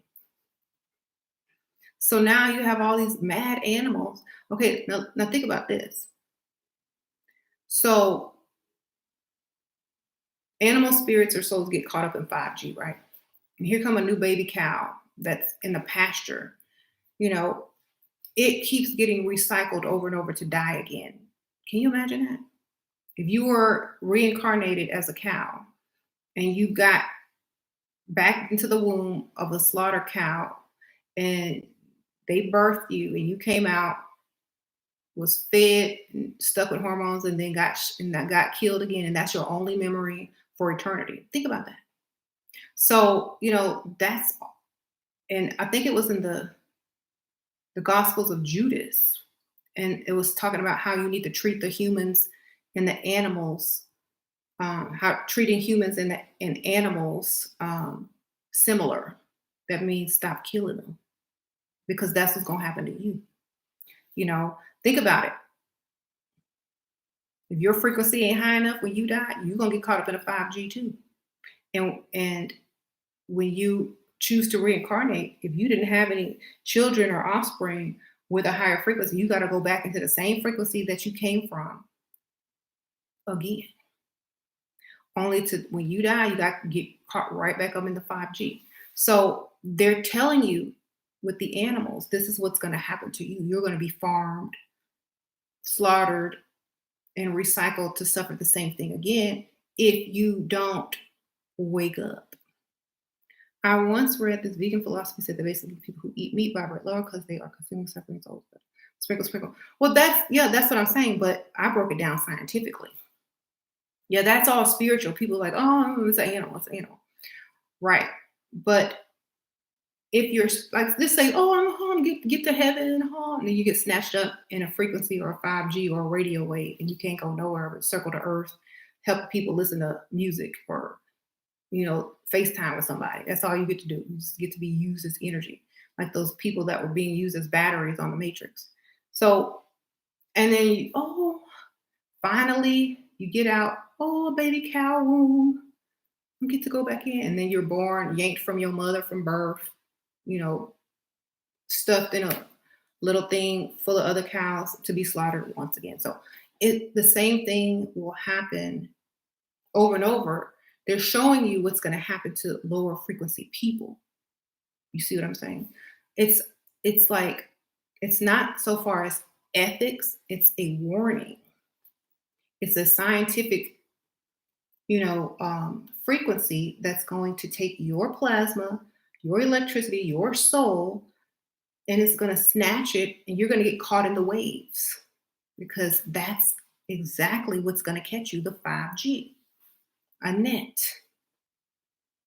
That's what's catching the animals. That's what's catching all these people that are dying with low frequencies. That's what they're being caught by. And so when they're enslaved in a frequency, when they get a chance to reincarnate, will they be enslaved again over and over and over? So the slaughterhouses are basically the same warning. It's a warning. This is what is going to happen. That's why they hold certain animals sacred. They hold a cow sacred. And if people are slaughtering cows every day and this and that, if a cow is held sacred, but you don't hold it sacred, then you won't hold yourself sacred either. And you'll treat yourself any type of way because you're treating a cow who was said to be sacred. Oh, you don't believe that. Just like people are treating people of color who are said to be sacred a certain way. So it's all the same. It's all the same. So when you wake up and say, okay, well, that animal, okay, that's supposed to be sacred, then I don't want to eat it. I don't want to kill it. It's supposed to be sacred. That same thing. Oh, these are the gods. These are, these are the gods, the melanated gods. No, they're not. Put them in slavery. Put them in chains. Exploit them. Whatever. They're not sacred. Oh, okay. Then it becomes normal. Oh, they don't have the same feelings as normal people. They're not barely human. And see, you become the animal yourself. So if you want to stop that chain from reoccurring over and over in a time loop, somebody got to give up that meat. Thank you, Princess Warrior. We appreciate your video so much. Can you talk more on America's promise? To be one, to be a mixed race, to be not this or that. If you look at most nations, okay, you go to China, most people are Chinese, right? You go to India, most people are Indian. You go to certain places, most people are that. You go to America, America is blending, but they should have been blended already. There was segregation, there was civil war, there was Jim Crow, there was, all these things done and on purpose to fight the becoming one. So, and then America welcomed immigrants, right? But many of them mixed, yes, many kept the promise, but those who did not keep the promise, they don't get to the promised land. You see, this is the promised land. You see, when this clicks, if your vibration isn't of this, you're going to stay here and fall. The promised land is this one where you rise. So if you didn't, by 2020, if you didn't keep your promise, or if you didn't keep the covenant or the promise, you don't get to the promised land. You see, that's what that's all about. You don't get to the vibration or the rise. You fall. Okay? That's they call the covenant. You're supposed to keep the covenant to get melanin, the covenant to mix, the covenant to get on this frequency, so that as soon as you get to the top, you start rising again. You never fall. You see that? If you're, let's just say, okay, this white dude, he come, oh, I'm gonna meet me over. Your grandpa at 9 o'clock marries a black woman, and you're born and you mix, and okay, well, you get all his money. Okay, now it's 2020. Boom. Oh, I'm rich. I'm a black man. I'm getting money. I'm getting even more money. I'm building a legacy. At 6 o'clock. It's 6 o'clock. I need to bury that mixed chick. Yeah. I'm about to hit again. And then it's just a circle. Keep your melanin. Keep it. Okay, now I married the mixed chick. Now she got to marry a black dude so he could keep his sprinkle on that melanin. When he hits black dude rises again. You see, it is the cycle and the covenant that you must keep. If you don't keep the covenant, you fall. Right? Just the same with the animals. If you keep killing animals, and the cow is supposed to be held sacred, and they don't see the cow as sacred, what are they going to do? They will continue to fall. Just like, oh, well, you don't think melanin is sacred? Like, you don't think that it's, very powerful? Okay, we'll fall. It's the same thing. So The animals are just another version of what's happening with the humans. But the humans are over the animals. And so someone's over us. There's a consciousness that's over us. Just as there's a consciousness over them. You killing all them animals? Well, why can't they kill you with coronavirus? The consciousness or energy that's over you. Why can't they go ahead and sprinkle you with some coronavirus? Okay. You killing 1,100 cows every day. Well, they see you as cows. They kill cows, so we can kill them, et cetera, et cetera, et cetera. It's a chain. If you stop killing them cows, they might see that you have some kind of brain or consciousness and worth saving or lifting to a higher level or rising. You know what I'm saying? So just like we're beings over a cow, there are energies and things over us that are watching. Someone watching this shit close. Hey, y'all know what I'm close. God's plan. God's plan. Might go down as God. Hey,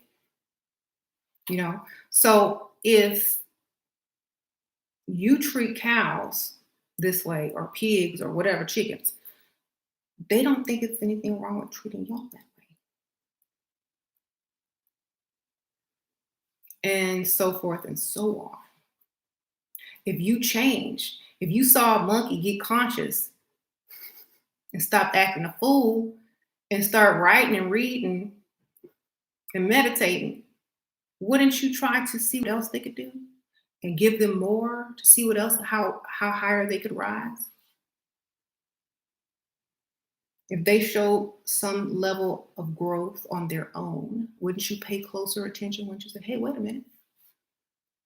These people they ain't eating meat. They're not killing nothing. They might need, okay, I'm going to keep an eye on these people over here. Look, okay, they're different than these other people. They're more evolved, you see, because they realize what's going on. They're also healthier, you see. This one's healthier. It ain't getting a Rona.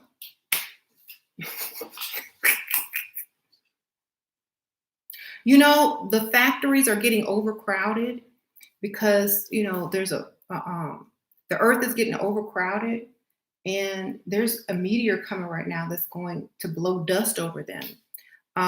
So we can't really do our thing right now, because everybody's going to be inside. Crime's going to go down. So we need to put the Rona on these people. We need to euthanize the weak ones to keep the strong, because we're going to slaughter them later. And just like the meat factories are having to do, oh, it's overcrowded in there, we got to euthanize some of these pigs because we can't sell them right now because of the Rona, because we are getting euthanized and we don't even realize it. So we got to euthanize these pigs and these birds because it's overpopulated. You see, it's a trickle down. It's just y'all are doing the same thing that's being done to y'all. And when people wake up and see it, not from an ethical version, but from just a decoding, you don't even have to have that type of passion for animals. You just have to see. That's it. You just have to be aware.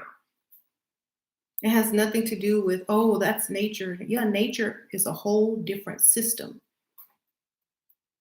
If you were nature, you would not have free will. You would just be straight up based on your instinct. Thank you, lovely Destiny. Thanks for all you know, all you do. No, it's a bit off subject, but need to know. Oh yeah, I think she does. Just write her. Sprinkle, sprinkle.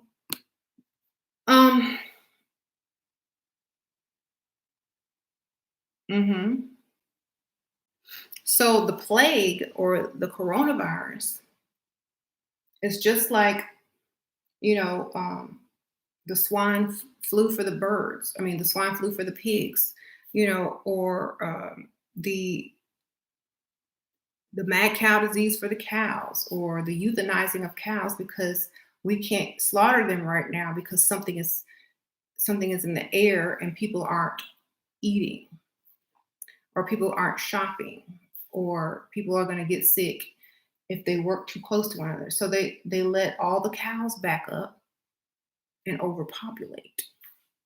And some people will say, oh, that's like Earth. They're letting people overpopulate. oh no, we got to euthanize some of these people because we can't do anything right now because time has stood still. We are in time has stopped.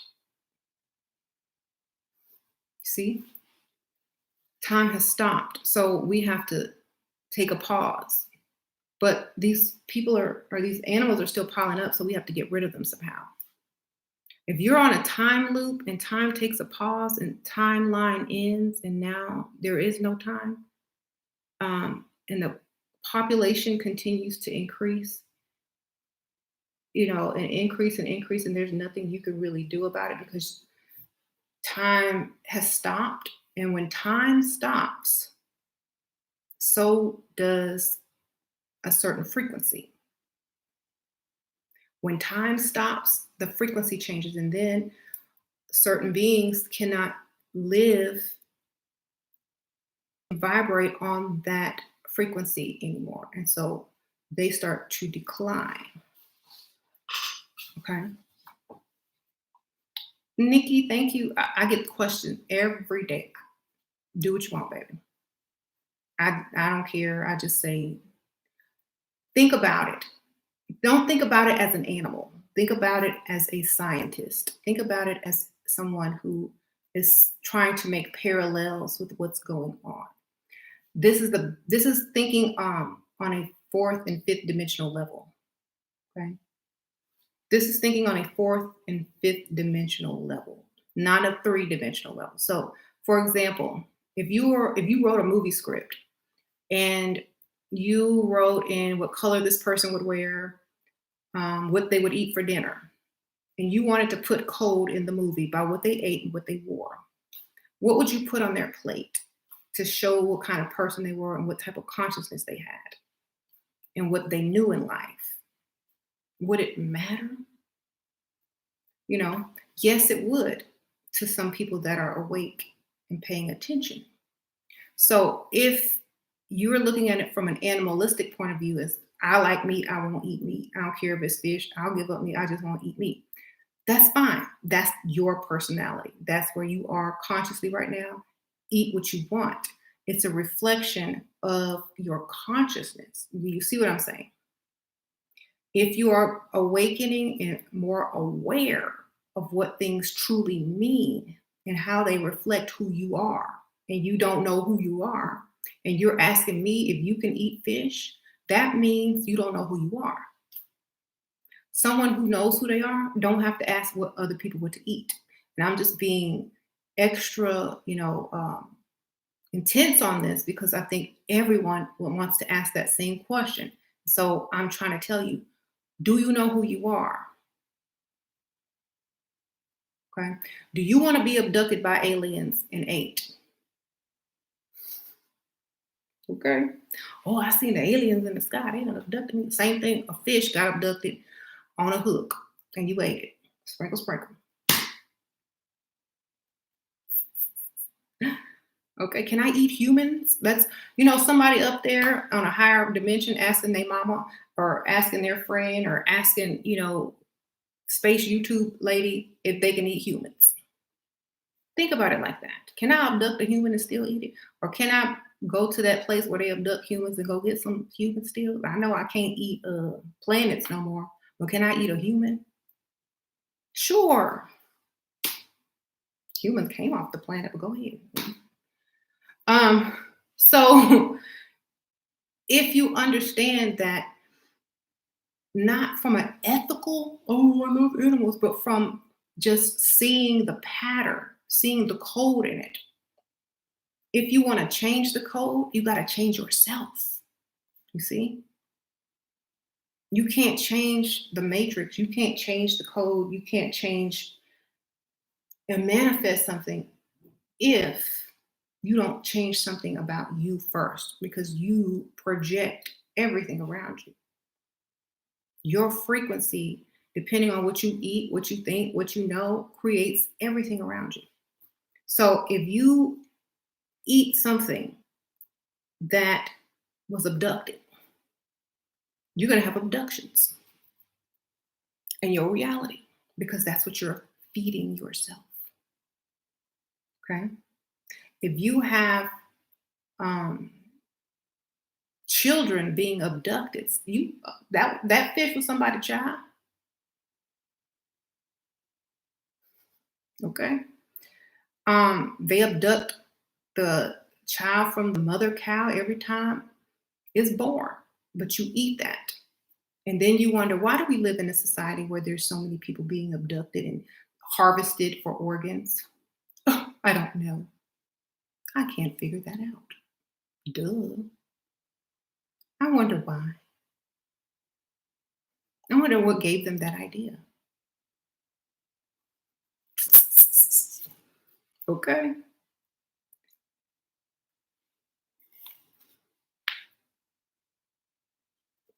Well, let me eat this cow. Let me eat this fish that was abducted. Let me eat this little baby veal that had been abducted. And let let me eat abduction. Okay? And you are what you eat. You create that from within. So if you eating something that's been abducted, and then the world you create around you, there's abductions. Well, that's where it came from because you ate it. Why is there so much murder? Murder, murder, murder. I don't know. Maybe you ate some murder. Darn it. Now think about this. Why is everybody so fake? Ain't no real people no more. What'd you eat? Some fake food?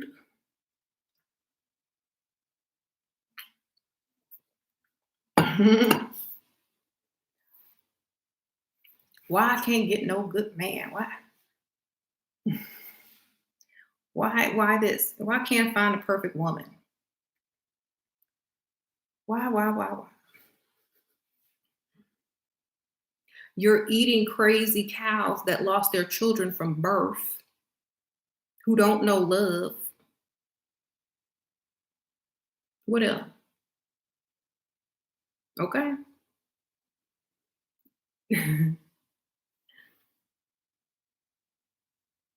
You're eating animals that's been injected with hormones. Everybody off balance. So it's not it's mental too. Y'all, everybody's the spiritual reason for not eating animals. No, it's a mental reason too. Because it all connects. Mental, spiritual, and physical is one. So let's say, okay, well, I'm gonna eat a vegetable. Okay, I'm gonna eat a vegetable. Because I don't want to eat nothing crazy. I'm gonna eat an organic vegetable. Okay, let me go ahead and try this. Oh, this is good. This tastes fresh and all that kind of stuff. So, what do you think you're going to get from eating an organic vegetable? Oh, I feel like I'm growing. Oh, the sun really creates new branches. Oh, I come from underneath the ground and I rise up when I'm given sunlight and water, you know. Um, oh, someone cares about me. They come and water me every day or every other day. Somebody cares for me. So I'm gonna care for myself. I'm a cute carrot because somebody come and water me every day. I'm sexy carrot because somebody waters me on a daily basis. They give me what I need. So when you eat that carrot, what are you gonna do? Somebody loves me. I love myself. I eat what I need every day. I sprinkle myself every day with water. So somebody else is gonna love me too. You see? Because that's what I ate. Do you see the difference? It's the energy that goes into how the food is harvested, cared for, and what happens to it in the natural process of its growth. See, it's deeper than just some spirituality. It's deeper than just some morality. It's psychology,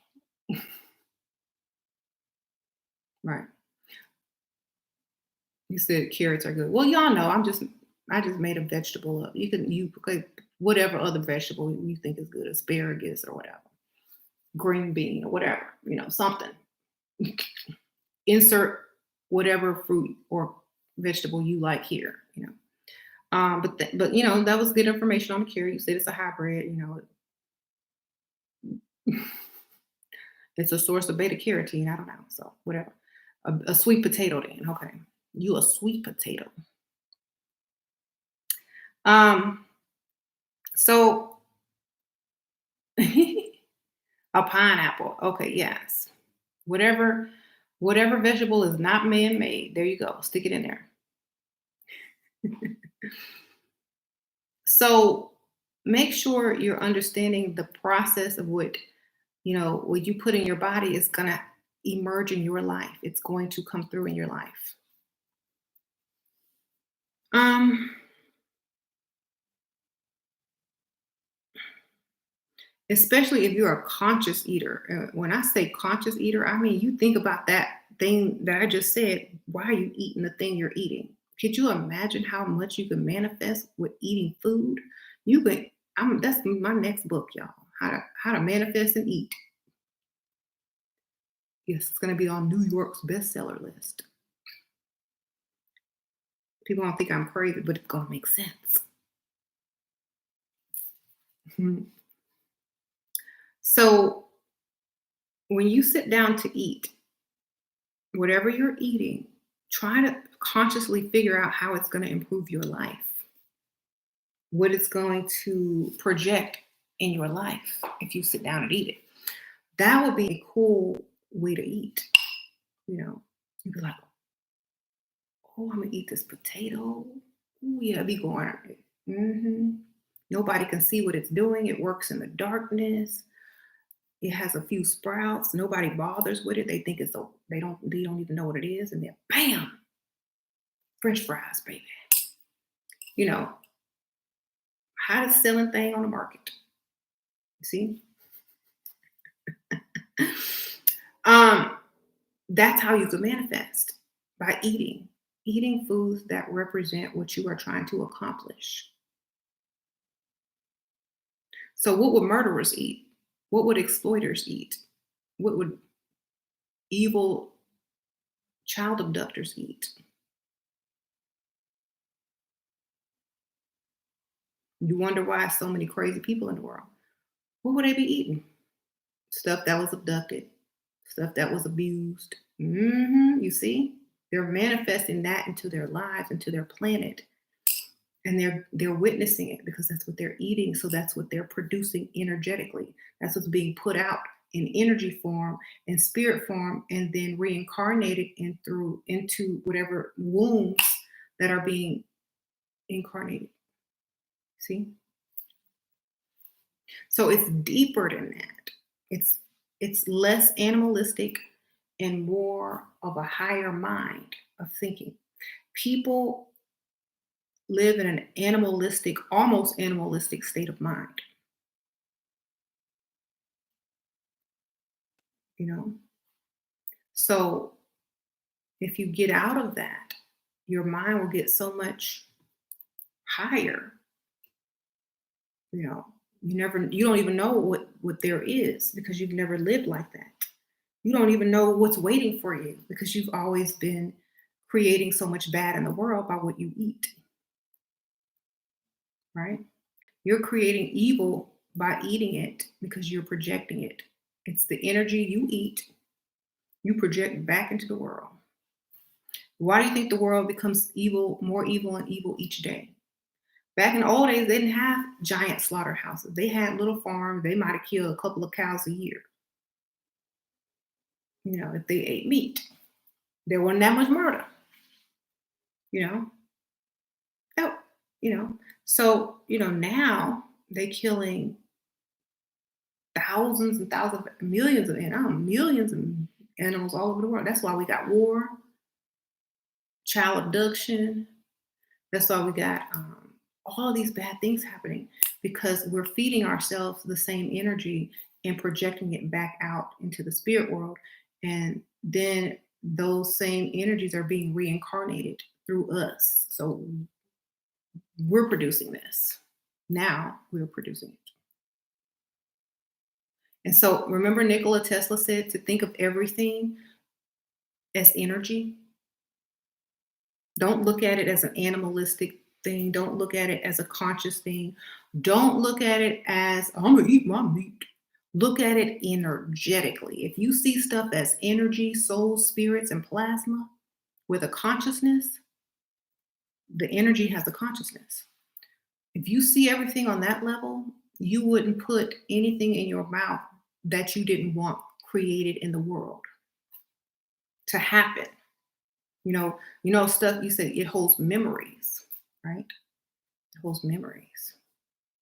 So if a cow was slaughtered and you ate it, and that energy got out into the ionosphere, and then a woman was giving birth, and the cow was mixed up with another spirit because it had been slaughtered, and you had produced it in the atmosphere, and now you're pregnant and you have a baby, and your baby grows up with that the memory of that cow, and all the cow saw every day was murder, murder, murder. Same thing if you are born in a bad neighborhood and you grew up and all you see is murder, murder, murder, stealing, stealing, stealing. What you going to create in the world? Only what you saw, only what you remember, only what you know. So that's what I'm saying, energy, memory, water, plasma. Water has memory. You got to think.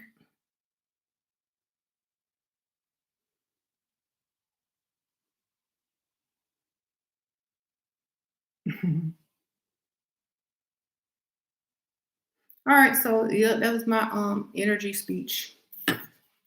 And what's going to happen in 2020 is up to us, baby. See, thank you, BB Sprinkle Sprinkle. I'm a new vegan, but I get headaches. Why? You need to drink more water, baby, and less salt.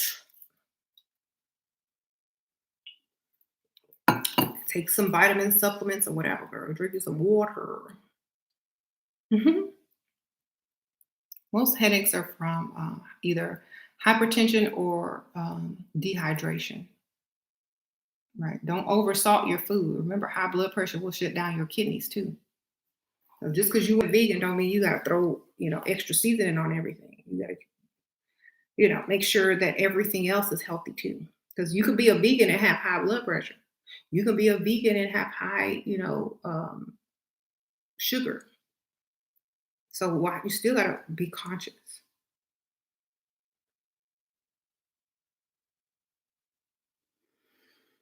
Okay, so yeah, I was gonna say, so what happens in 2020 depends on you.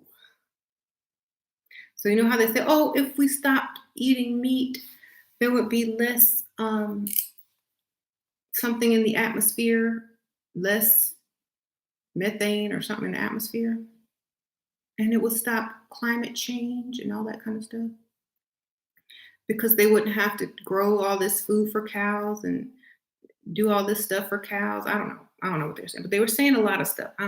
Y'all know the story, but that was a disguised way of kind of trying to get you to look deeper, but they still didn't give you the truth. Thank you, Earth Goddess. Thank you for sharing your wisdom. Oh, thank you, Sprinkle Sprinkle. I appreciate that. Now, I think, how people will say, well, everything is balance and in moderation and things like that. Yeah, that's right. Murder in moderation, baby. You know, murder in moderation. Yeah, it's true. Well, as long as as long as the person was treated nice until it was their time to die, it's okay. It wasn't doing any drugs because it was, you know, from a good environment. How do you think serial killers who are organ harvesting choose their victim? They make sure it grew up in a good environment, was healthy, didn't have no health issues, organic, didn't have no breast implants or nothing in it. How do you think they pick their victims? The same way you pick your organic farm raised meat. You see, you a serial killer, a plotted one. So you just don't know it. but you have all the characteristics of one. And that's what you're going to create when you eat that food. So, oh, I hate the crime in the world. It's a terrible place. You did it. Go look in the mirror. Change your ways, like Michael Jackson said. So,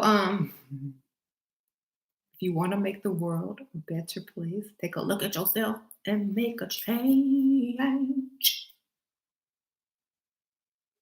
Mhm. Thank you, Prima Donna. Sprinkle, sprinkle. How do you feel about sea moss and elderberry? I feel depending on who you are, that's why you got to know thyself. I think sea moss is good. Now, elderberry is boost your immune system, but if you have an overactive or overreactive immune system and you're being agitated, it might make stuff worse, you know? So if you know thyself, okay, people with more melanin or people with eumelanin have a stronger immune system. So when it's triggered, it reacts 3 times faster or 3 times stronger. So if you're going to make your immune system strong with elderberry and then something agitates you, and now your immune system is responding triple or double, now what does that create? Fever. It creates inflammation. It creates swelling in your body. It creates lots of antibodies being produced. So now you're even more messed up because you didn't learn about yourself. You learned about them. You learned about them, but you never took the time to go research yourself because you think everyone is the same, but they're not. Okay.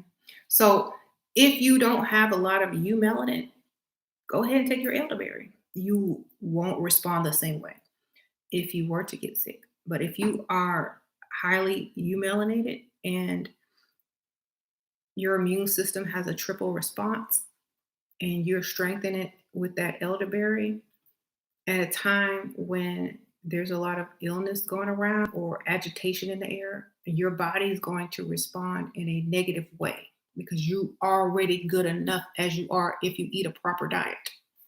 You see, if you are rushing to get those type of things because you don't eat a proper diet, it's probably going to backfire on you. Okay. So just make sure you just stay healthy all year round. Vitamin C is good, but don't overdo it. Don't overdo it. Maybe take one once a week instead of one every day. And take one once a week. Take one. And if you have a low immune system, naturally, because you have some underlying issue, then yeah, okay, well, I'll take it. But if you're normally healthy, don't take something if you're not sick. Don't take something if your immune system already high. Okay. It's like you're already protected. Like, oh, I have to go on a journey, and you already have on armor. Well, I heard, there's war. So do you go put on extra armor on top of the armor you already have and walk through a desert?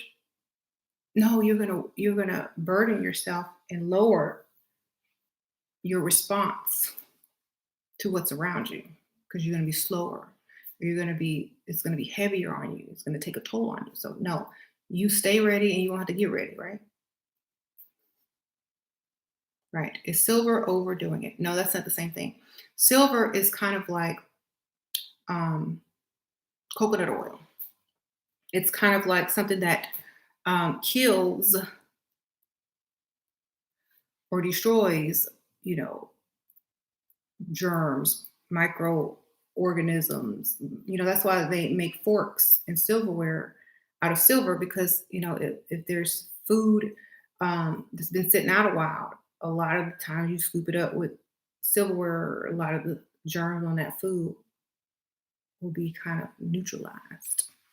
Because before they invented silverware, people used to eat their hands after they went to the bathroom, after they've been scratching, after they've been farming. And that's why a lot of people died young because their hands was dirty. That's why I had them invent silverware.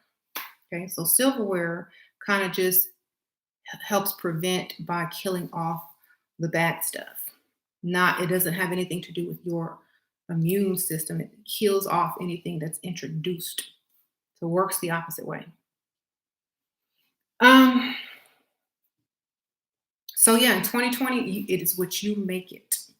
We are able to create our own worlds now.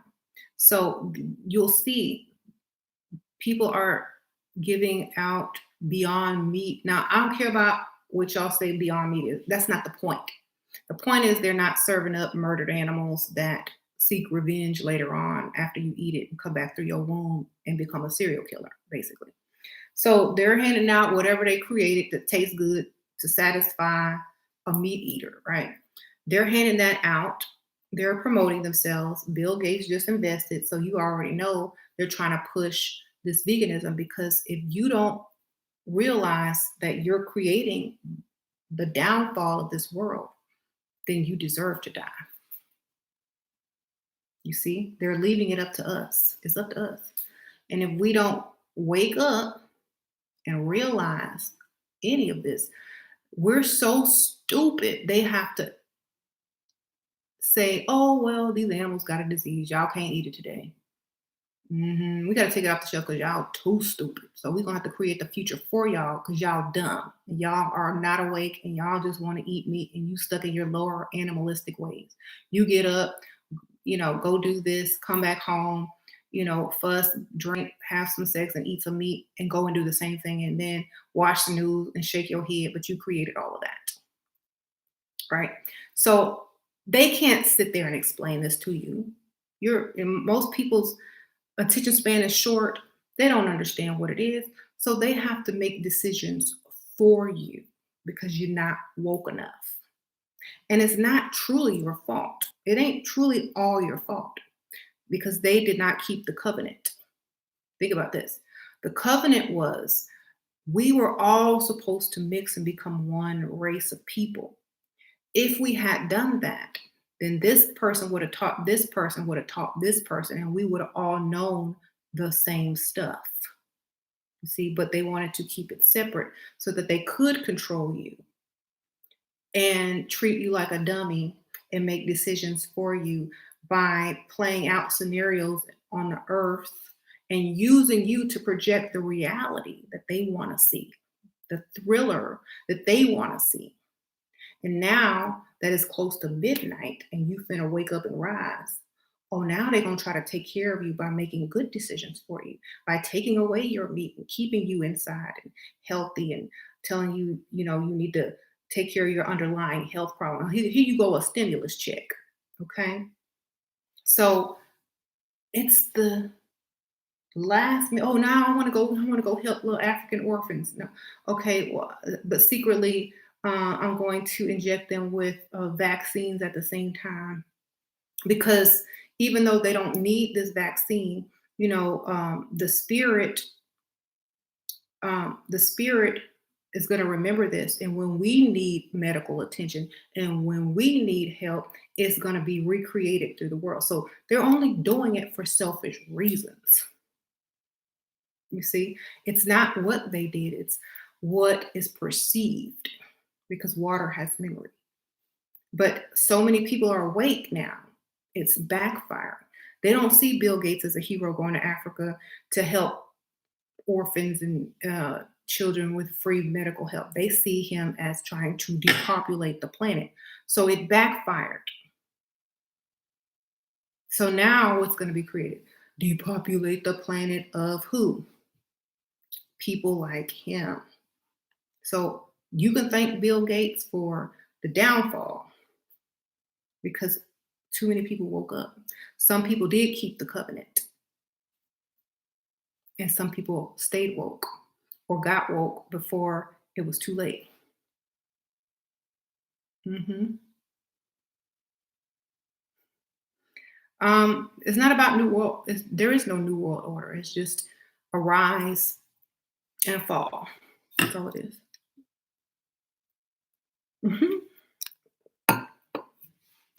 So think about this. In 1950 or 1960, everybody would have said, oh, Bill Gates is a hero. He's going to help them little children by giving them vaccines. But it's a new day. They can't see that. This man going over there experimenting, doing medical experiments and, making the African women over there infertile or barren, they're going to remember that. So, backfired. People too woke. The shift, right. It was too late. He should have did that like 30 years ago while people were still dumb, while people were still asleep, you know. Did that 30 years ago, might have worked, but they want to wait around to the last one. They want to pull up at 6 o'clock to cuddle with me. But I'm still awake because I never went to sleep. And I saw you try to sneak in through the back door. Mhm. So, yeah. So now it's up to us to create what we want now because they failed. They didn't create, they failed miserably. Too many woke people that outed them. Donald Trump up on there calling them fake news, then dyed his hair white and tried to get all presidential. Like but no one believes the media anymore, thanks. The people who did believe the media now are questioning it because of Donald Trump. The people who never believed it are saying, see, I told you I was fake because of Donald Trump. So he's exposing them because he already knows. So now we create the world in what we think because thought creates energy. What we eat because our body vibrates energy.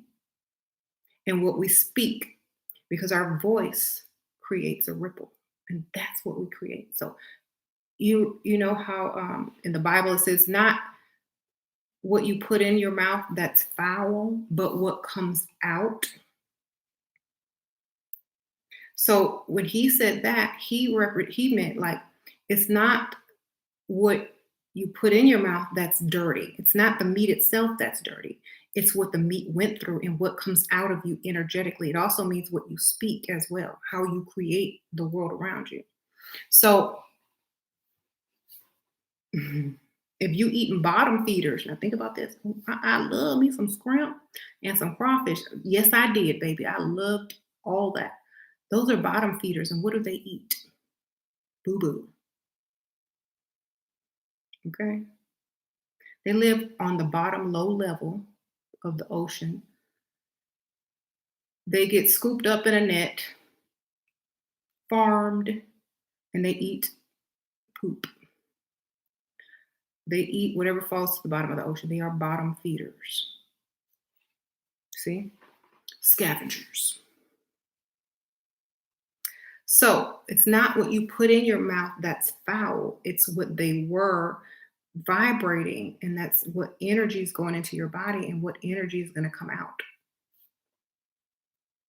Because all you're going to do is take that energy into you. It's going to become a part of you. And then you're going to vibrate that energy right back out into the world. And that's what's going to be created. Bottom feeders. So cockroaches there. You said Bill Gates is backing down slowly about vaccines. Yeah, because people didn't really realize what it was. He can't be the savior. It's too late. He's about 30, 40 years too late. Nobody believes people anymore. They know people have the worst intention. So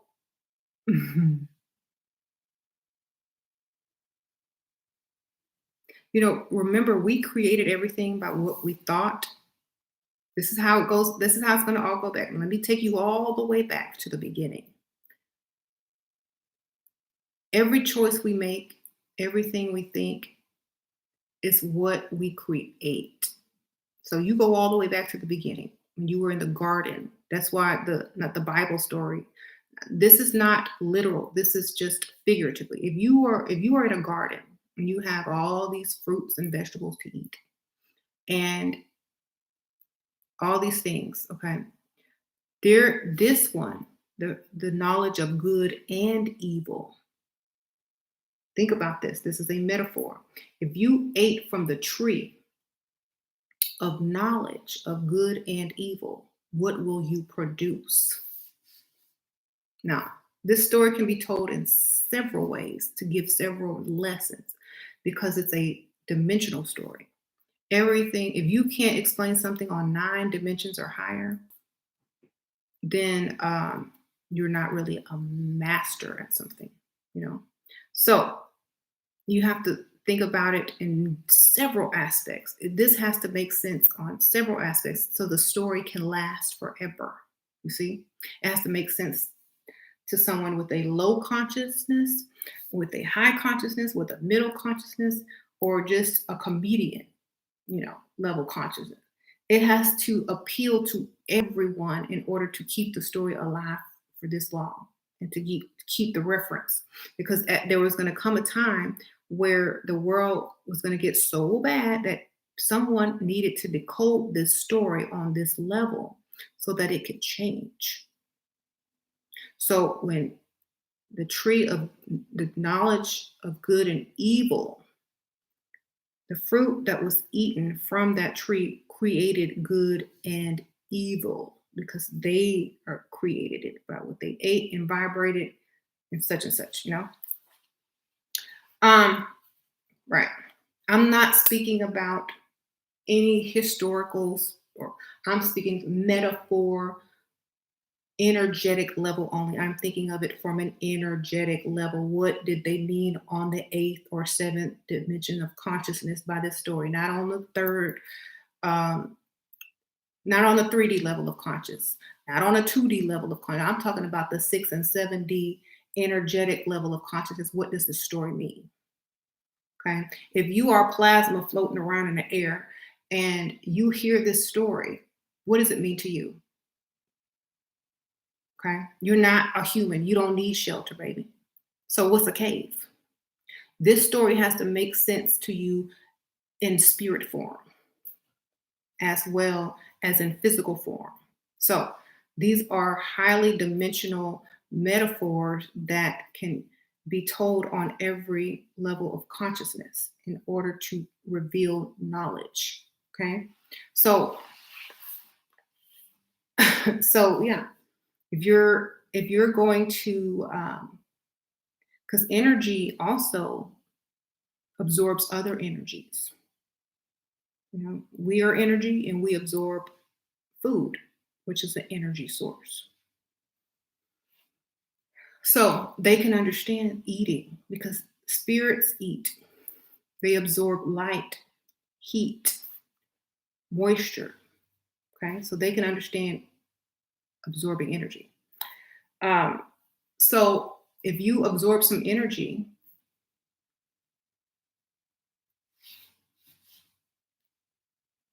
abducted, murdered, beaten the head, forced pregnancy, bestiality, because them people be doing them animals. I don't know, nasty, right? So now you eating all this, you got bestiality in you, you got stuff being bashed in the head inside of you. And so you're gonna eat that, all that energy is gonna go out. It's gonna go into the atmosphere. It's go in somebody's womb. It might not even be your womb or that person's womb, but it's gonna go in somebody's womb eventually as a spirit. Our soul is gonna be born into this world. And then you're gonna have your little serial killer that like to do animals. You see? So it is what it is.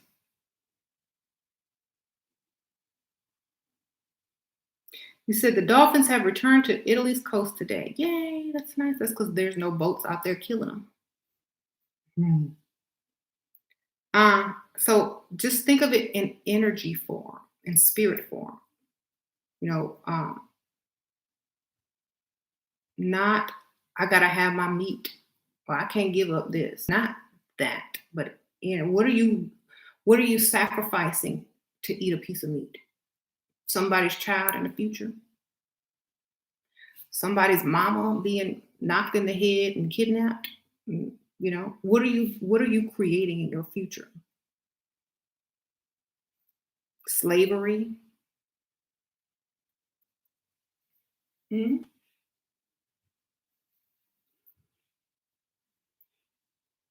Okay, think. Um,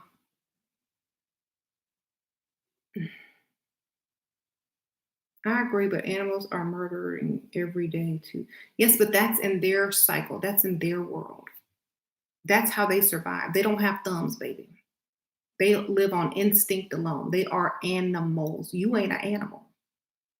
You are a human with a higher consciousness. You are aware of yourself. That means there's a part of you that is somewhere else if you are aware of yourself. See? You exist on a higher plane.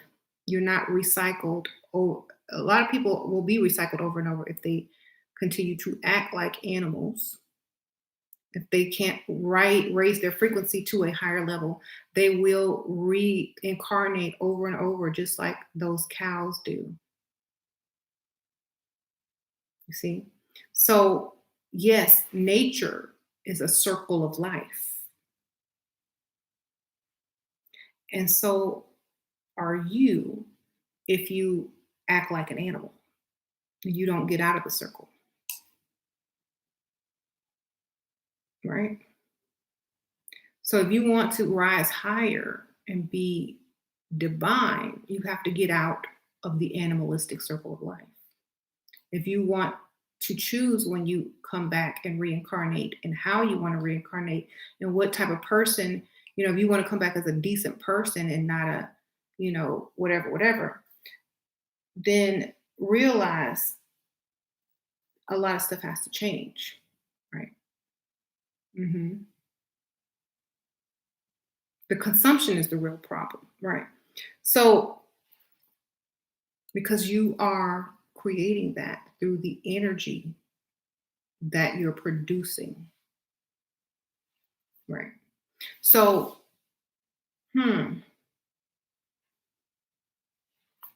So let's take a lion for example. What does a lion love to do? Think about this for 2 seconds. What does a lion love to do? Hunt, right? Lions love to hunt. So when they eat that zebra or that gazelle that they ate, what are they eating?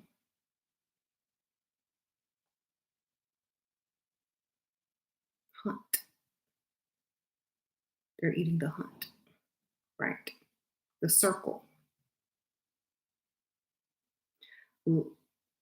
That's because that's what they like to do.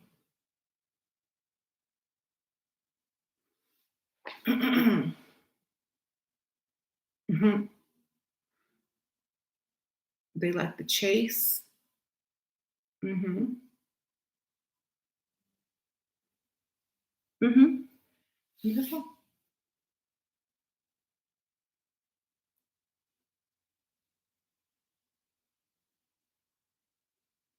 You're welcome. Right. Lions are lazy. So what do they eat?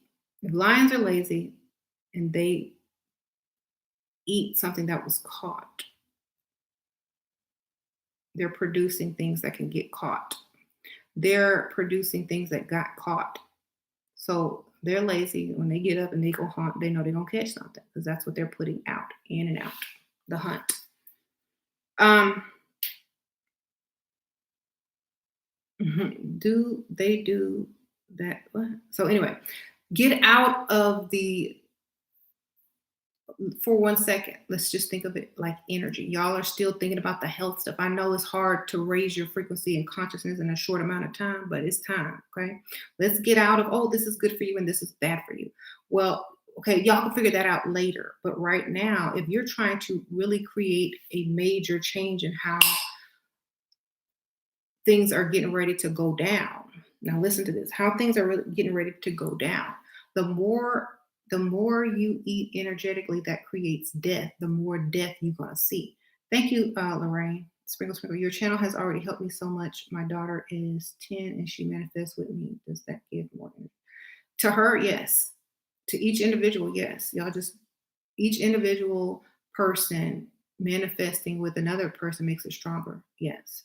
So y'all are saying, they trying to kill us. They kind of give me that state, give me that murder, so I can create more murder. They trying to kill us out here. I'm not taking them vaccines. But they inject your cows with vaccines and you're eating that. But you don't want to take one. So that when whatever energy gets to eat your body, don't get a disease or a virus. See? Um, so a lot of people are hypocrites and they don't even realize it because their level of consciousness is very low. It's kind of like, yeah, a lot of people don't realize their consciousness is very low. So they're not thinking about the energy or the energetic aspect of creation. So I'm sick of living in a world like this. I'm scared to go anywhere. Well, you should be. How do you think those cows feel? How do you think them chickens and turkeys feel? They scared too. You living in a world of fear. And that's correct. You're creating fear by eating fear, and you're going to live in a world of fear until you realize what you're doing. It's going to be funny when people wake up. It's like, oh my gosh, I didn't even think of it like that. I didn't even think of it energetically. I didn't even think of it as far as what I'm creating. You know, when people get on a higher level of how things are created, how they're destroyed is also how things are created.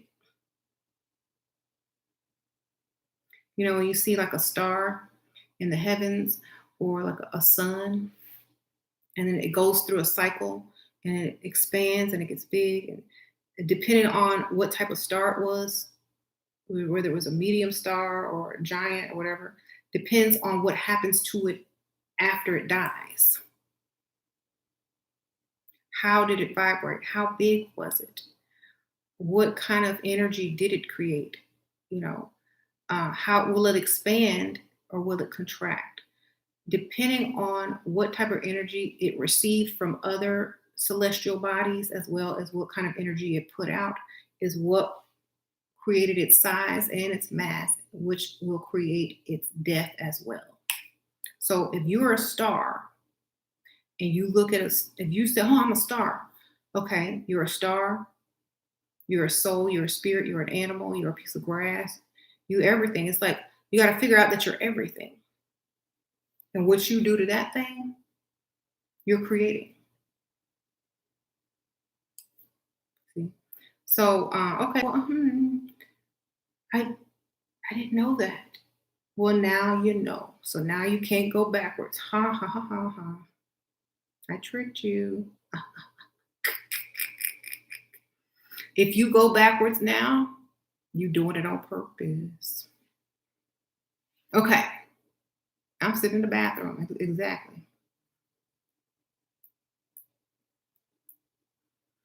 Oh, somebody cash at me. Hold on. Oh, oh yeah. Okay. I already answered her question earlier. we would do the same for ourselves. But see, at least I'm telling y'all the truth and I'm not lying and telling y'all, oh, coronavirus and y'all need to stay in your houses. And, you know, at least I'm not lying to you. At least I'm giving you stuff in energetic, you know, point of view and not because the president can't go up there and tell you this. You're going to think he's crazy. But I can because I've been doing this for a long time. So, when you see them start to try to deter you away from meat and certain things, you're going to secretly know why.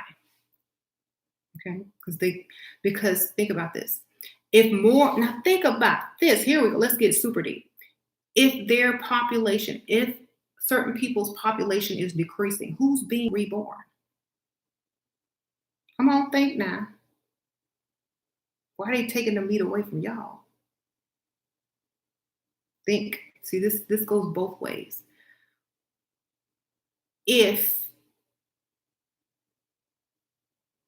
their population is decreasing,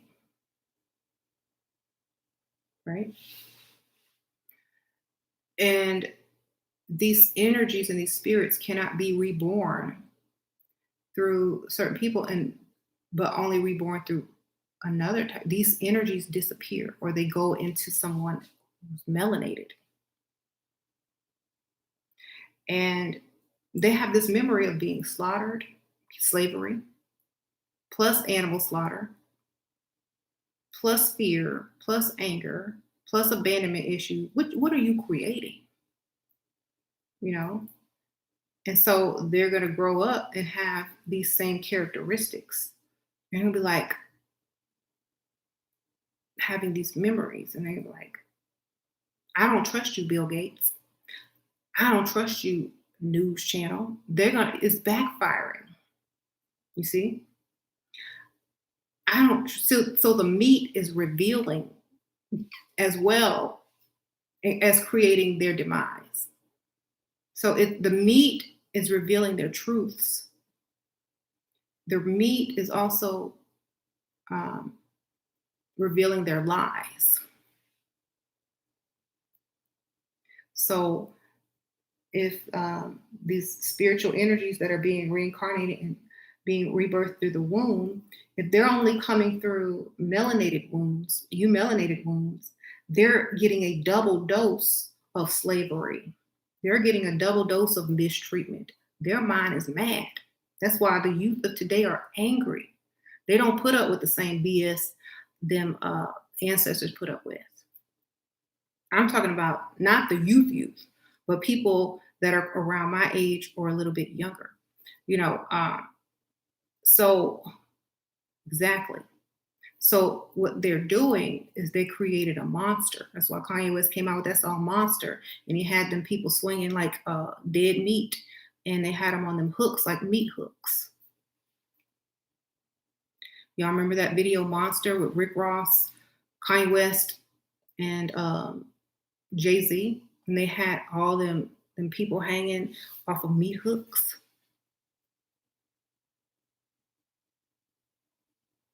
So, that's one of the reasons why some people ate meat, so they could get fierce. It was like being possessed, so that they could defeat their enemy. Right? But when the population decreases, that whole plan backfires. And it's super deep, y'all. Y'all just gotta keep thinking. Y'all just why? Keep asking why. So now that the population is decreasing, they're trying, they want to even, a lot of people want to even the playing field. Oh, I'm gonna hand out some Beyond Burgers too. See, it goes both ways. That's why it's a paradox. That's why they always say no weapon shall prosper.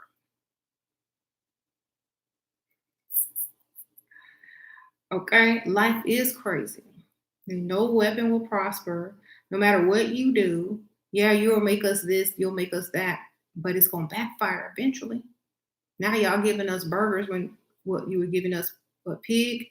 Now you're giving us Beyond Meat. It's too late. It's already out there. It's already created.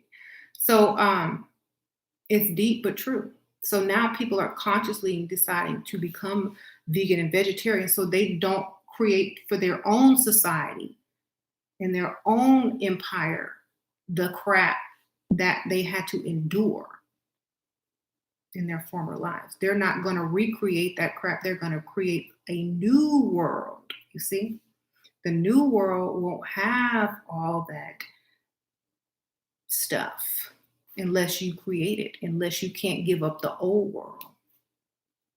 It's supposed to backfire, but it's also their secret weapon into destroying your world if you can't give it up. It's a test. So if you can't give it up, they're going to try to shut a few things down. They might have a control over a few meat plants or whatever. But if you can't understand why you have to give it up, and a new world that we create from our thoughts, if our frequency and our energy is creating a new world, but we're using the energy from slaughtered, dead, murdered animals, we're going to create that. We're going to create ourselves and our children and our moms and dads being slaughtered, put in slavery. Now, who's going to put you in slavery? you know, it all goes back to the animals. You're going to recreate yourself, the whole thing all over again. You see, so you have to say, okay, well, I don't want that. I don't want to do that. So I got to stop eating this energy so that it's not going to use my body to recreate itself in the world, right? I remember how they were they a lot of vegans. I don't know if they know it on this level, but you're creating with that spirit of that animal. And if all that animal knows is death and destruction, then that energy that you're using to create, to manifest with, it's going to get out there and be like, all I know is murder. All I know is death. All I know is abandonment. All I know is, I don't know.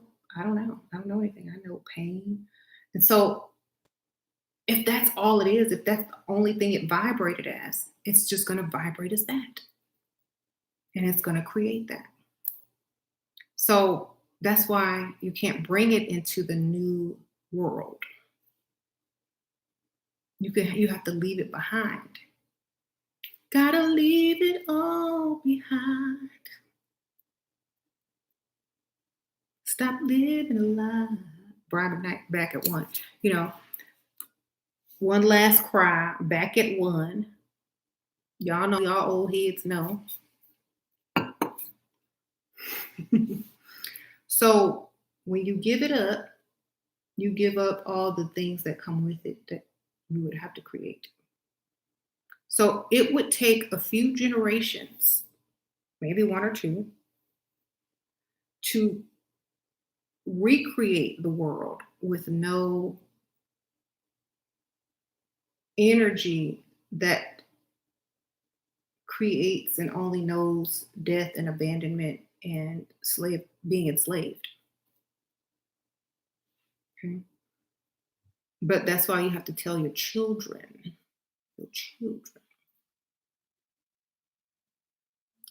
Okay, so I think that's pretty much it. 2020 is what you create. That's why you're on a quarantine. That's why, people aren't eating as much meat right now. They're seeing a lot of things in the world and what's being created, what's not being created. You don't have money to go and splurge on a steak dinner anymore because you done lost your job, baby. And now it's either that steak or that gas tank. Okay, so which one are you going to choose? They're going to leave it up to us. The stimulus check will buy so much, but you still got to make choices now if you don't have an income, you see. So what will you choose? Right. Will you actually see people lining up to protest that they want meat so that they can create a murderous world? But they won't know. They'll just think they're fighting for their right to have a choice to eat meat because they're not on the same level of consciousness. So they won't know. And so sometimes when people are just not going to wake up, there will be a system implemented in place to resolve the issue by some sort of means. Okay. And that's what it is. You didn't wake up in time. Oh, well, we're just going to have to lie to you until and pat you on the back and send you on your way because, we don't have time to sit here and teach you all of this. You should have been learning anyway. But I know it's our fault because we treated you like cattle. So you see, you don't know because they treated you like cattle. So you don't see anything wrong with it. You just think that's how it is.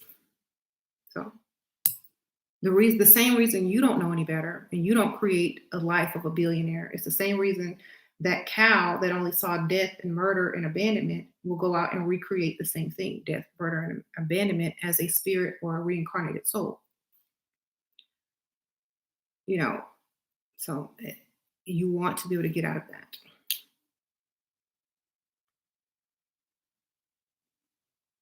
Mm-hmm. I love how things are leveling out. One person living in a zero bedroom, 8 people living in a two-bedroom, right? Hmm. Your mom agrees with the knowledge and turn around and eat meat, then asks, "What do I want some?" Well, here's the thing: habits are hard to break. That's why you have to give yourself 14 to 21 days to break a habit. Um, and people don't take it seriously. People listen, agree, oh yeah, that sound good, that make me feel good, that make me vibrate high.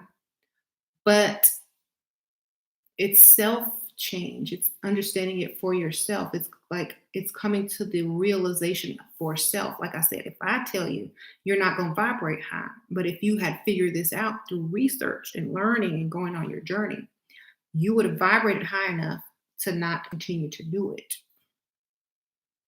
But some people learn this way as well, and they take the information and then they make the decision. But a lot of the older people, they are stuck in their ways. They may never change. They may go to the grave doing what they do because that's how they want to die. You see, that would be like someone saying you can't listen to Michael Jackson anymore. To me, if I'm a meat lover and I'm a meat eater, and they told me, or you can't have your meat anymore, okay? Or you can't listen to Michael Jackson ever again. I'm like, I know you lying. I'm gonna listen to Michael Jackson till I die. I don't care. I made it this far. I guess I'll just die listening to Michael Jackson. That is the mentality that some people choose to go out with. But they're old and they dying anyway. So their creation is not that important because they're old and dying. Okay.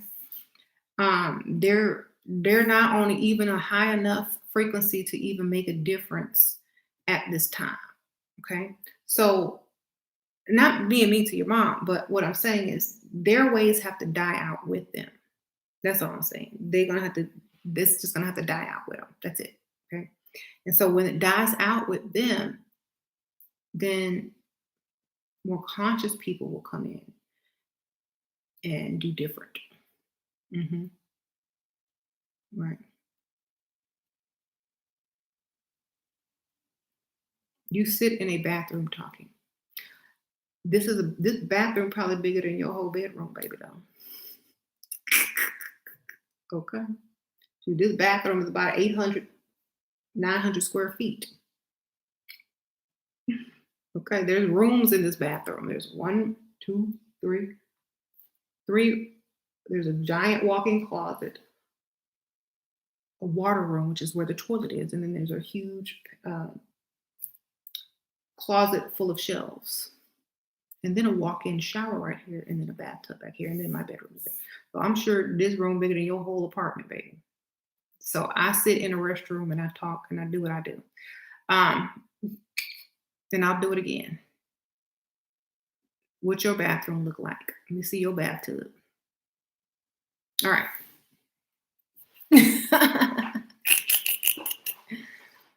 I'm gonna sit in my bath. I'm gonna sit in any room I want. Y'all want me to go sit by the toilet? I'm gonna see how clean my toilet is too. All right. I'm sitting here talking about this deep stuff. Somebody talk about you in your bathroom. So they just a lost cause. Just bye.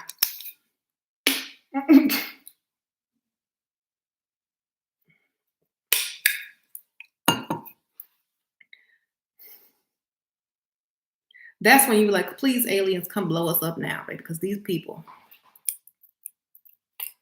That's why the aliens don't come. That's why they're gonna let y'all destroy your own world. Y'all lucky I'm here. Let them fools destroy their own world. They still sleep. Let them fall asleep and die. Let them die in their sleep, basically. Die in your sleep. I always wanted to die in my sleep. You will. Don't worry. You sleep right now. You sleepwalking right now. And you go. So, I'm just saying, think on if you love Tesla, but you sitting there not thinking in terms of energy about what I just explained to you, you don't understand what Tesla was saying.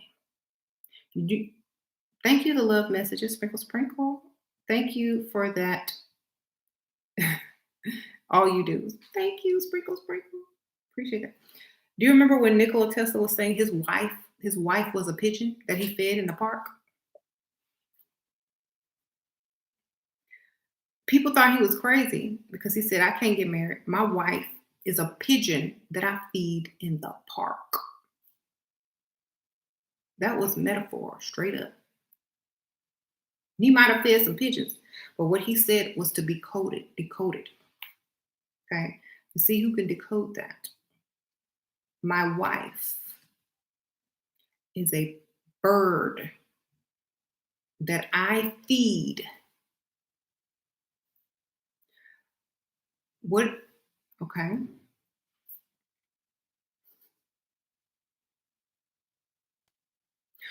A pigeon. Okay, think what's a dove and a pigeon? The same thing, right?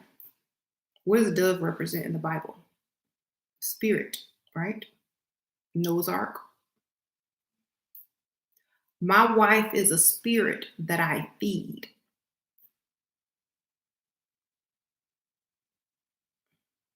In the park. Okay. In a place. In a place of peace. In a world, in the grass, in a garden, on the earth. And I go every day and I feed my wife. Okay. So what he was saying there is he feeds spirit what he wants to see created and what he wants to manifest. And what do you feed pigeons? You feed them seeds. What are seeds symbolic of? Planting an intention, planting an idea, planting a whole tree or whatever and growing it over time. He's feeding spirit manifestations. And he said he ate very little meat, if not any. And also, like, before he would go into the hotel building in which he lived, he would circle that building 3 times and then go in. Okay. Because now listen here. Y'all think he was crazy, but he was a mad genius. When you use the numbers, like he said, 3, 6, and 9, you're using there's so many ways to look at this, but the way he was using it when he circled his building, he was using it to go in and out of different dimensions.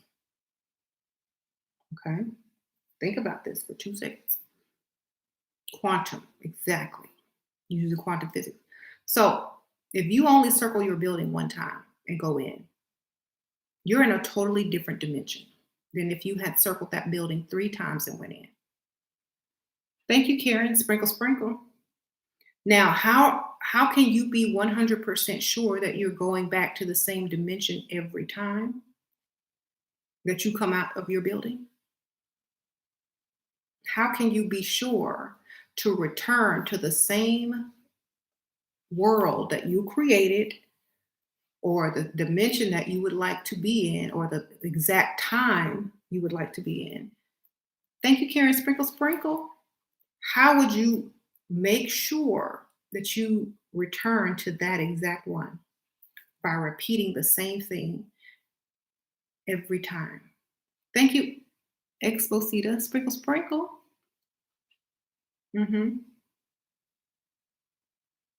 So, yeah, a lot of people say, oh, that's ADD. But see, he was conscious of it and he did it on purpose. So that's not really ADD. Maybe it's, a form of it, but he was conscious of why he was doing it. So let's say he goes and feeds his wife in the 4th dimension. Okay. Or in the 5th dimension. Here, I'm going to feed my wife at this park. But I need to go back to the 3rd dimension to plant some more information for these people because they're so slow. So 1, 2, 3. Go back into the building. Okay, now I'm back into the third dimension. Come in. Now let me finish writing this stuff down. Okay, now let me go out to the park to feed my wife again. Come on in, Sasha, which is the spirit. So there was another thing that he did before he left the building too, to make sure he was going out into the correct dimension or the correct place to properly do what he needs to do. Mm-hmm. What you talking about? Girl, some deep stuff I'm gonna tell you about in a second. You're gonna be like, it has to do with energy and eating meat and what we create, what we eat. I said, people are walking around saying, "Oh, I hate people abducting people, and I hate murder." I know you know where I'm going with this. I wish the world would stop murdering people. I don't like slavery. I don't like human trafficking, but they eat and traffic meat. Sorry, y'all. Coronavirus. I don't got no corona. Coronavirus. I've been talking for 4 hours. 3 hours. Yeah. Sasha's trying to manifest to die. No.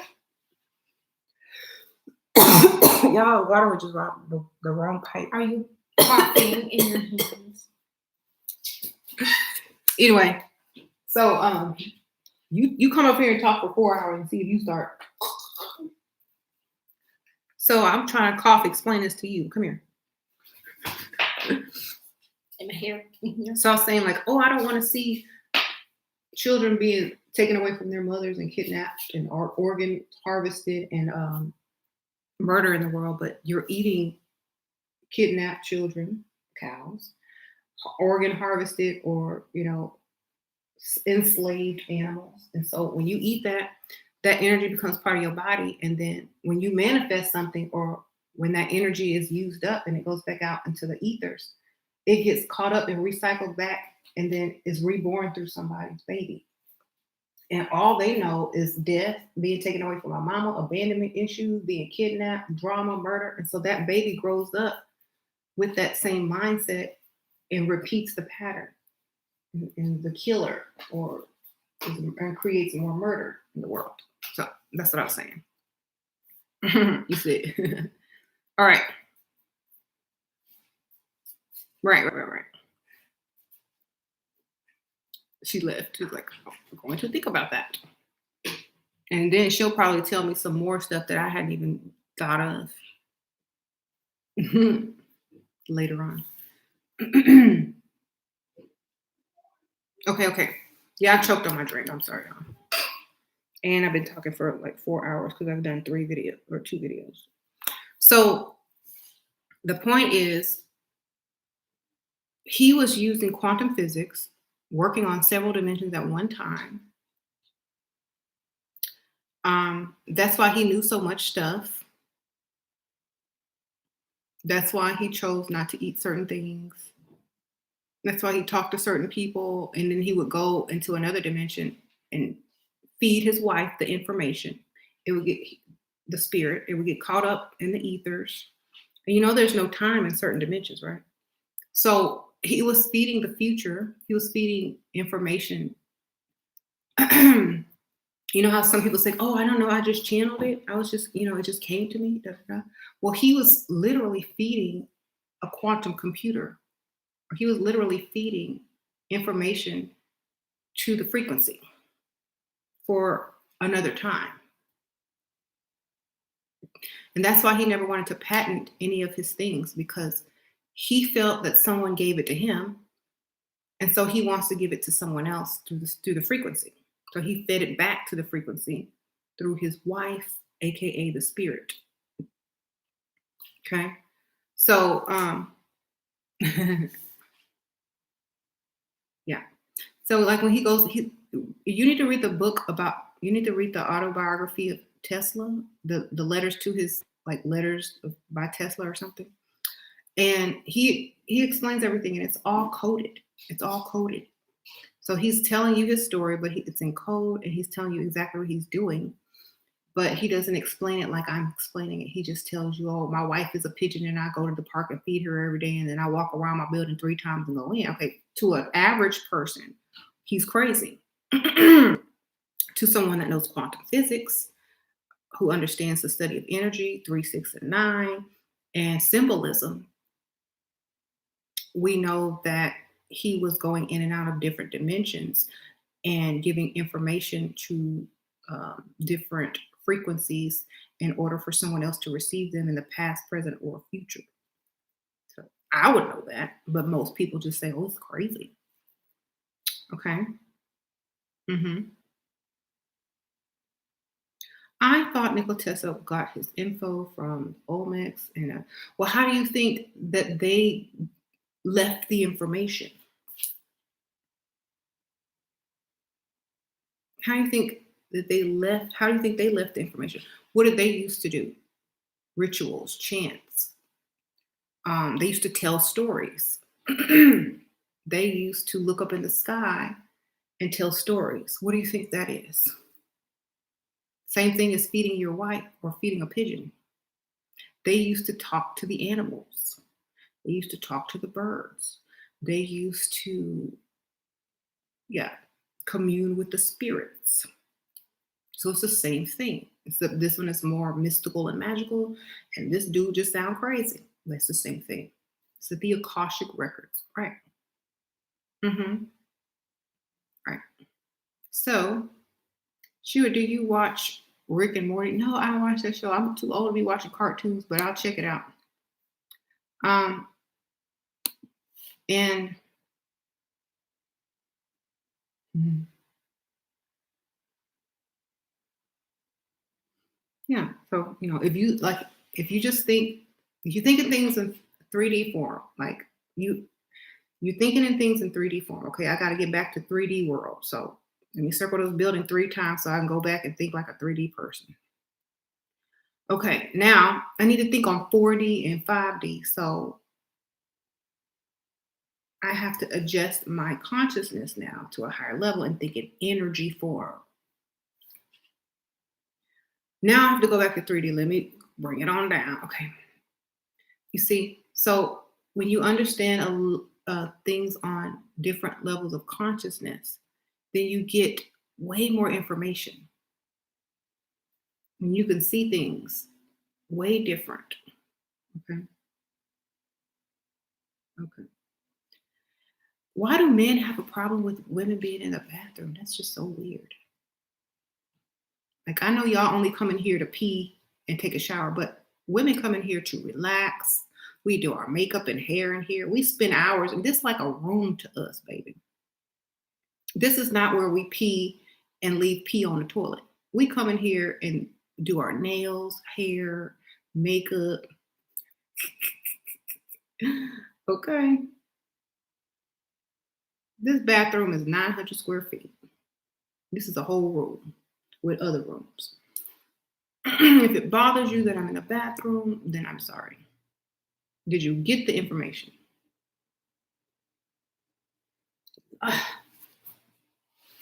Let me go out here and circle 3 times so I can come back to 3D so I can talk to y'all like some 3-dimensional people. Hold on.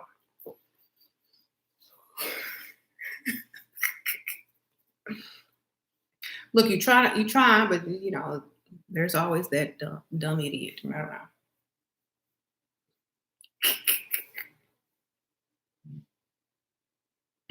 Why am I in the bathroom? Why not?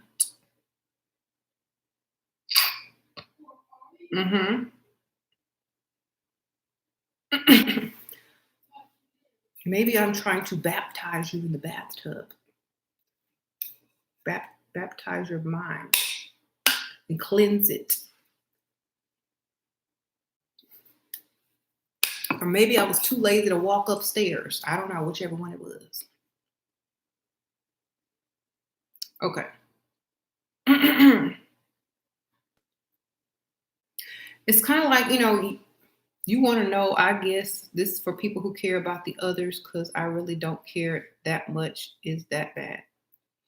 I don't think it's bad. I just think I think most of us should care about what we create. You know what I'm saying? Hey, Mickey. It's kind of like how you raise your child. You put all these things that you want your child to learn and do, and you send them out to the world. You don't want them to come back as a serial killer or a murderer, right? So you teach them right. What if you don't really care? Oh, do you think if you create your own world, why would that matter? Okay. Oh, I was talking about the meat and creating your own world, eating meat. If you ate meat and you try to create your own world, you create through your voice, your energy, the plasma, the water. And when you eat an animal, it becomes part of all of that. And if that animal only knows being locked up, beat, and watch other animals die in front of it, and being taken away from its mother, and it has abandonment issues, and being stuffed up in basically slavery, then when you manifest and you use that energy and you speak, all that animal soul plasma gets out in the atmosphere, and it creates that world, and it will have murder in it, it will have death in it, it will have all those bad things in it, because that's what you're creating with. You're creating from something that only knows death and abandonment and pain. So when you speak, even though you enjoyed that food, that was some good food. When you speak, the energy from that animal is coming out through your frequency, your vibration, your breath. When it comes out, it goes back into the spirit world. And then it comes back through somebody's womb as a child, and then grows up to have all those same feelings and want to kill something, want to murder something, want to abduct something, want to, beat something as well. And then that parent teaches those children the same thing, and that also feed them the same meat, and it continues. So if you want a more peaceful world, then you have to not vibrate and send out energy that did not have a peaceful life, because it's only going to create what it is. There you go. And I know you're like, what in the world did I just walk up in? So you don't have to care. You just have to realize what you're creating. That's all. Right.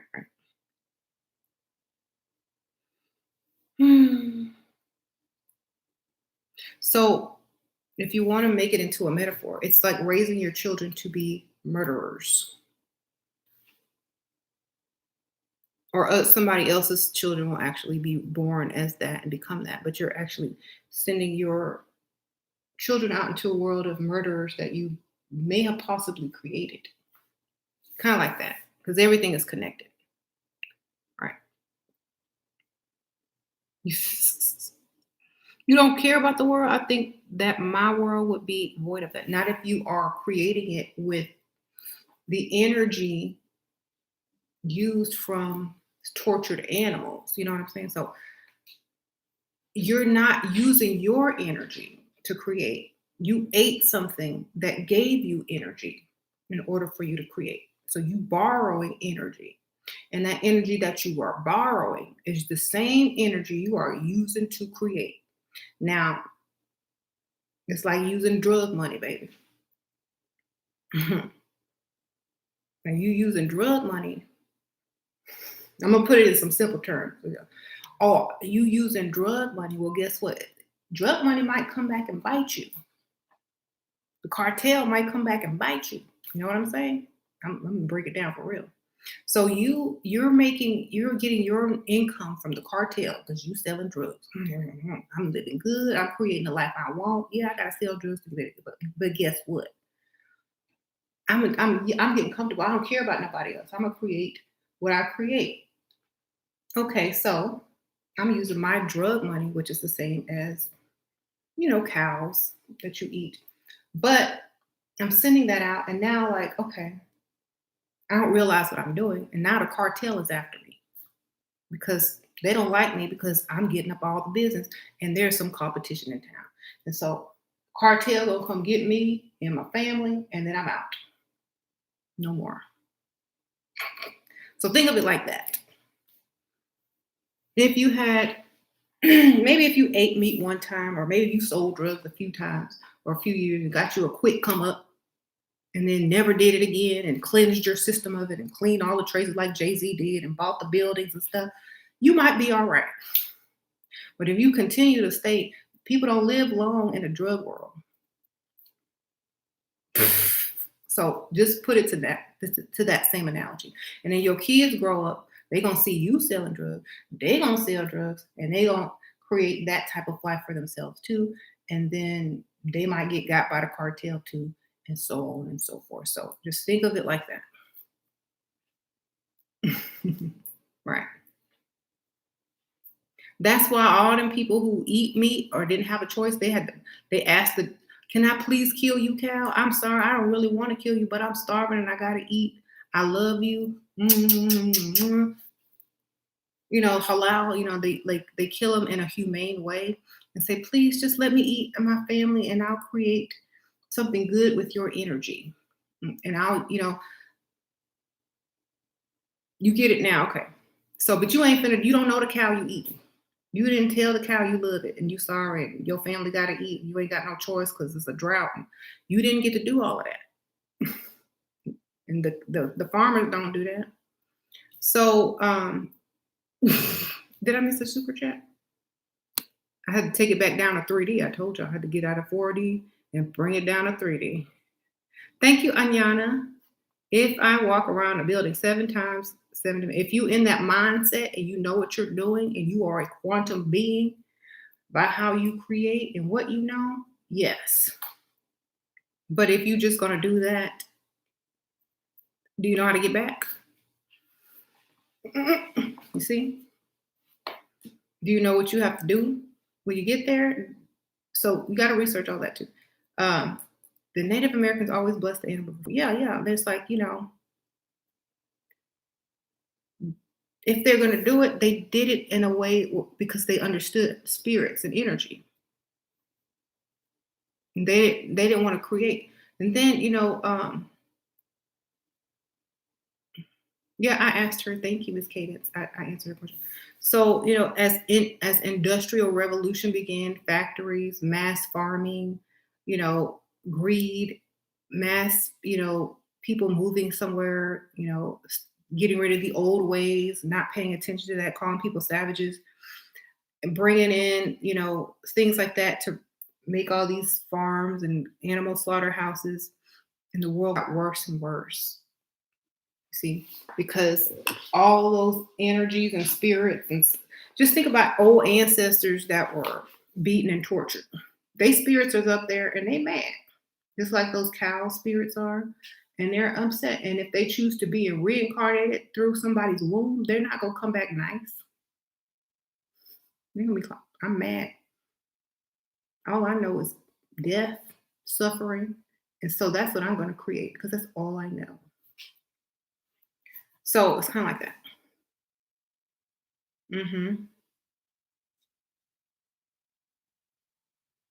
Okay, so think about this. The same way as people who try to hitch a ride. Y'all know about hitching a ride, right? Let's say two people died. Let's say and one had melanin and one didn't, and they wanted to get out. So one hitched a ride, right? That doesn't change that person's consciousness, memories, or thinking. They're still able to have their own frequency and memory. See? So it's the same thing when you eat something. The same thing. It's a part of you, but it also has its own consciousness and memory.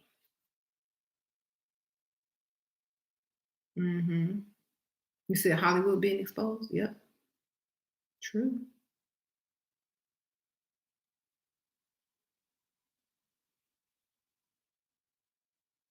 And I think, that's why they have like tried so hard to create something that tastes like meat, like a plant-based product like a Beyond Meat. I think that's why they tried so hard and put so much stuff in it because they knew people would fight against giving it up. So if they know if you eat hot Cheetos, you shouldn't have a problem eating a Beyond Burger. You know what I'm saying? So they had to make it taste good. They had to make it feel and, remind you of a meat like texture. So they had to create a processed food. I believe most people that eat meat eat processed food too. I think a lot of vegans eat processed food. I think most people in the 20th and 21st century eat processed food, right? Some way, somehow. So I feel that they say, okay, well, these people are eating everything, so they should not have a problem with some Beyond Meat. They sitting here eating processed French fries, sitting in a McDonald's drive-through eating pink slime. What's the difference, baby? You know? Oh no, I am bougie. I eat prime cut steaks and organic vegetables from Whole Foods only. I cook my own meals every night and I sprinkle my rock salt on it. No, people going through drive-throughs, eating whatever, you know. And so, whenever someone says, well, Beyond Meat is really bad, but is it as bad as creating a world of murderers and enslavers? Is it that bad? And I'm not talking about animal murderers and enslavers. I'm talking about people murderers and enslavers. Okay? You said it, that ain't Sasha. mm-hmm.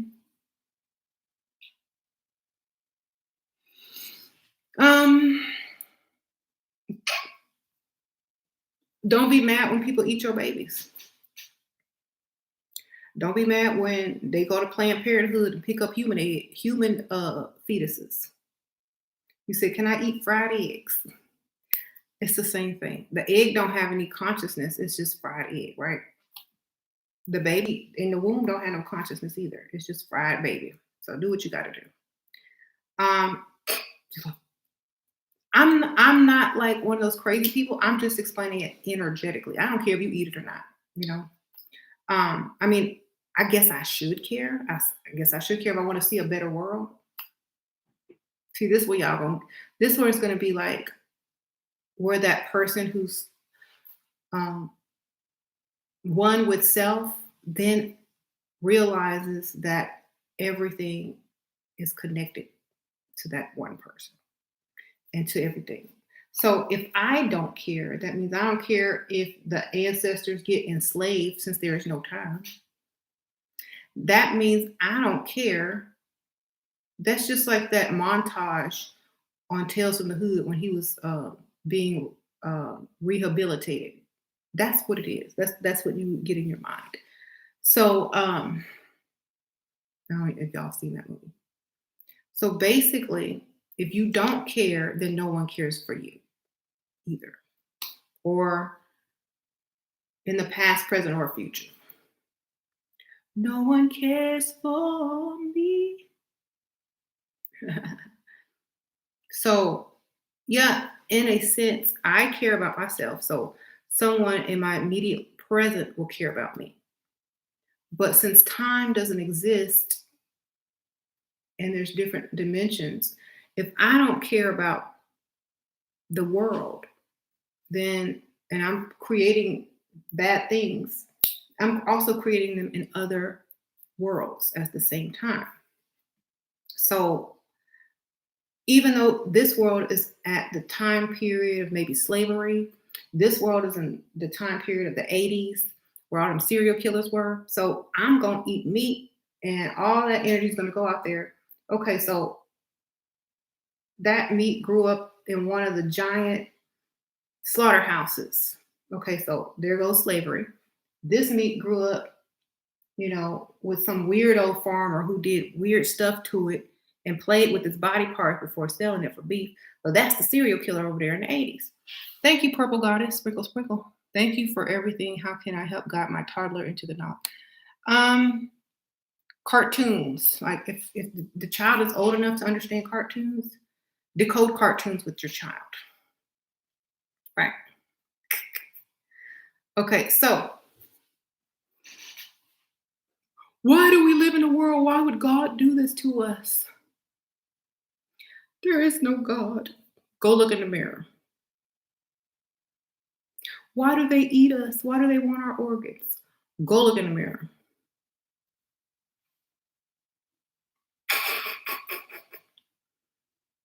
Why do they enslave us? Go look in the mirror. Why are they kidnapping all the children and taking them away from their parents? Go look in the mirror. Y'all go fishing, y'all abduct fish in the ocean, y'all snatch fish up. Go look in the mirror. It's not the same thing, or is it? When you eat, you create. When you manifest, you use that same energy. That water has memory, and it will come back in some form or fashion. And it will be like, oh, all I know is getting snatched away from my mama. So that's what's created. Someone who snatches people from their mom. Or children being snatched from their mothers. That's what's created. All I know is being yanked from my mom's womb and stuck in a, a, a little bullpen all my life and being beat and then killed. Okay, so you're going to create that in the world. And if you manifest it on a certain level as a human, you're going to create that in human form. You see? So it's kind of like that. Mm-hmm. Yeah, it's reopening the cycle of everything that you felt like you didn't want to ever even happen. Mm-hmm. And go all the way, like you go all the way back to the Bible. Like a lot of the stuff is biblical, but it's metaphor to teach a lesson. So you go all the way back to the Bible and Cain and Abel, right?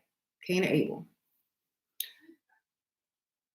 One sacrificed the lamb, one has some vegetables on his grill as a sacrifice to God, right? Think about it. So Abel had sacrificed a lamb and he felt that he was favored by God. He got everything he wanted, A, B, C, and D. And his brother Cain was mad. He's like, dang, I can't manifest, A, B, C, and D because as well as this dude is who sacrificed a sheep, So he got mad and killed his brother. What did his brother do? Why did his brother die? Why did Abel die? Think about that for 2 seconds. See? He killed that animal, got his little creation that he wanted, but guess what happened?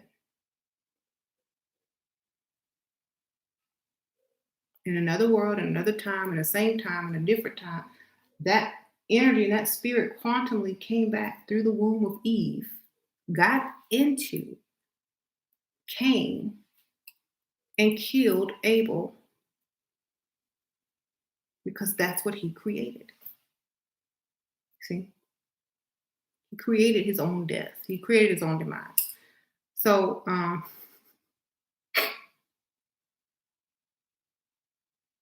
in the metaphor, I'm not talking about like I really believe this 100%. They're trying to give you information so that you don't repeat. Right? He killed the lamb, and so he got killed. Cause and effect, right? That lamb energy spirit came out, that got killed, and came back in the form of the spirit of anger, resentment, betrayal, because he raised his best sheep. That was his best friend. Sweet baby sheep. Lamb, his best lamb. That means he took care of that lamb. Murder. The first murder was not him killing, it was that lamb getting killed. See? Silence of the Lambs. Hannibal Lecter eating human meat, baby. Clarice. Okay. This is interesting. All right, so I'm done. Like I try to put it in terms y'all understand. Hopefully that will help. Yeah.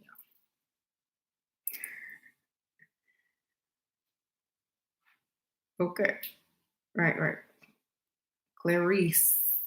See, they had Hannibal Lecter locked up, the thing over his mouth, so he can't even speak. Like they had that fool tied up, kept underground, like the devil. Okay. And then Clarice go in there. I need your help. I need to know the profile of this killer. So what did she do? She went to talk to the evil itself. And when he spoke, he created all these things. And that's why he made his escape. Okay, because he was plotting the whole time, but she didn't know that. And everything that she told him, he was creating so he could get out. CNN just released that the COVID has made in a Chinese lab. I need your help. I need your help. It was, you said CNN said it was made in a Chinese lab?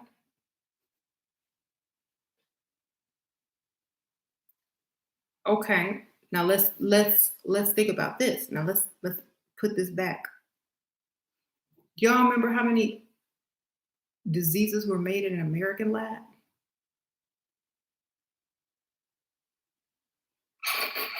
That got out into the world. So they can't even be mad. They can't even be mad at that.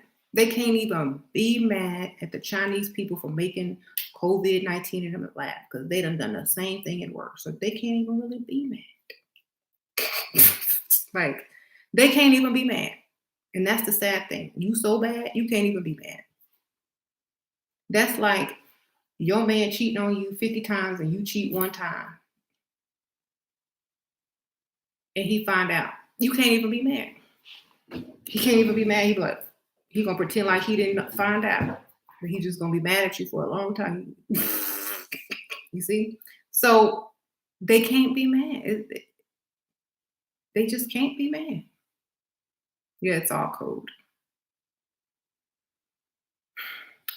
What is a lab?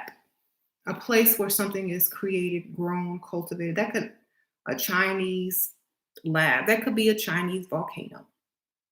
Earth is also a lab or a giant petri dish. It could be that too. It could be literal. It could be both. You know, if you create, okay, here's another thing about fear. If you get a bunch of people afraid, you're going to create a world of fear or people and energies that thrive on fear, that are created with fear and create fear itself. So, fear is the opposite of knowledge. So you're going to dumb the world down again. You're going to put people back to sleep by being fearful. Mm-hmm. You said COVID-19 unfortunately was created in the US, and that's why country owns the patent for the disease. I don't care where it was created. It didn't get everybody. It wasn't strong enough to get everybody, right? The government created abortion as them. I'm pretty sure. Anyway, I'm pretty sure that's been around longer than the government, but the point is, it doesn't matter. We know them people is dirty. So we know those people are dirty.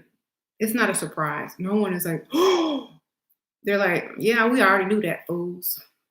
We knew somebody made it, or we knew that it came, or we know you're just lying, or we don't even care because everything you say is a lie, so it doesn't even matter.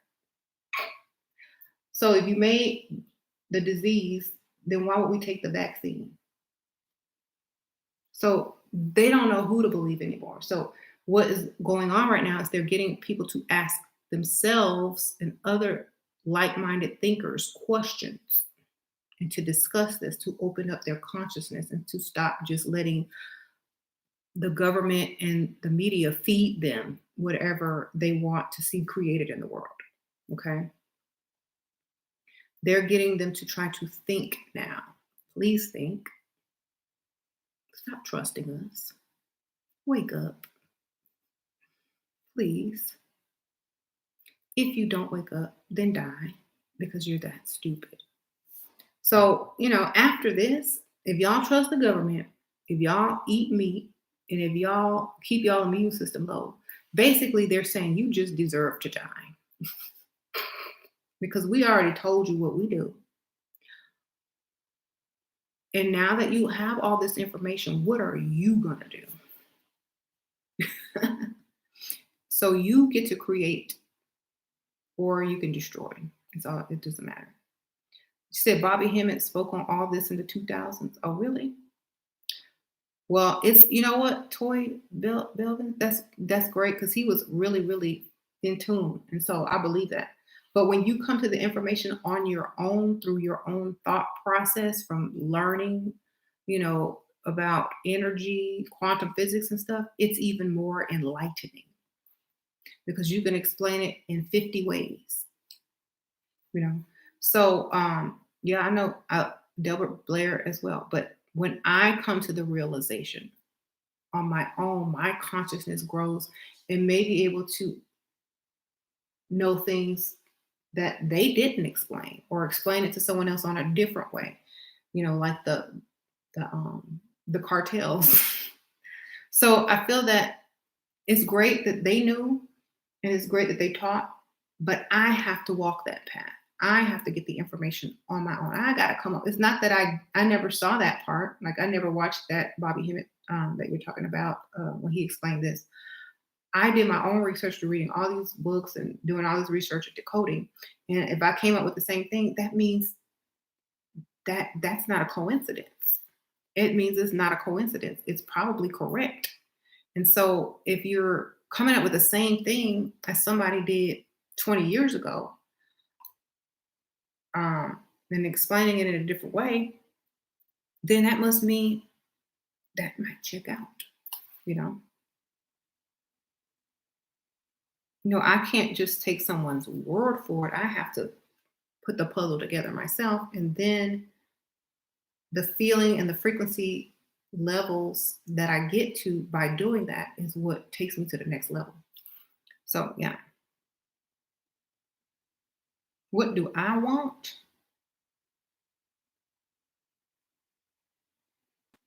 I want people to wake up.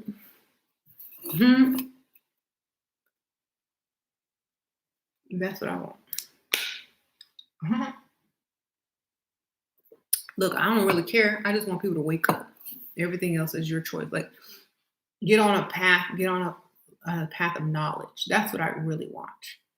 Because that's where it's all going to start. I can't say I want you to stop doing this. If you don't know why you're doing something, it won't last. So I want people to wake up and get on a path of knowledge. I don't want people to stop eating meat because I told them to. I want people to understand why they should or should want to, not for them to. I want people to understand why they should want to or why it's going to probably be life-saving. I don't want them to do it because I said they should do it. I want them to do it because they got to the frequency to where that's what they choose to do. So I don't push any agendas. I just push get knowledge of self, not of them.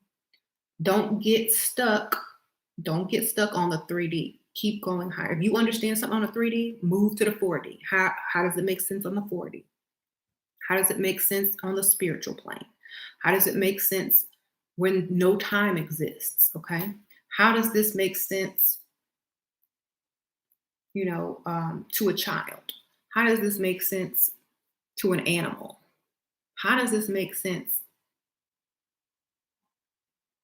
to the planets? How can I use the same thing to explain how a star is born and dies?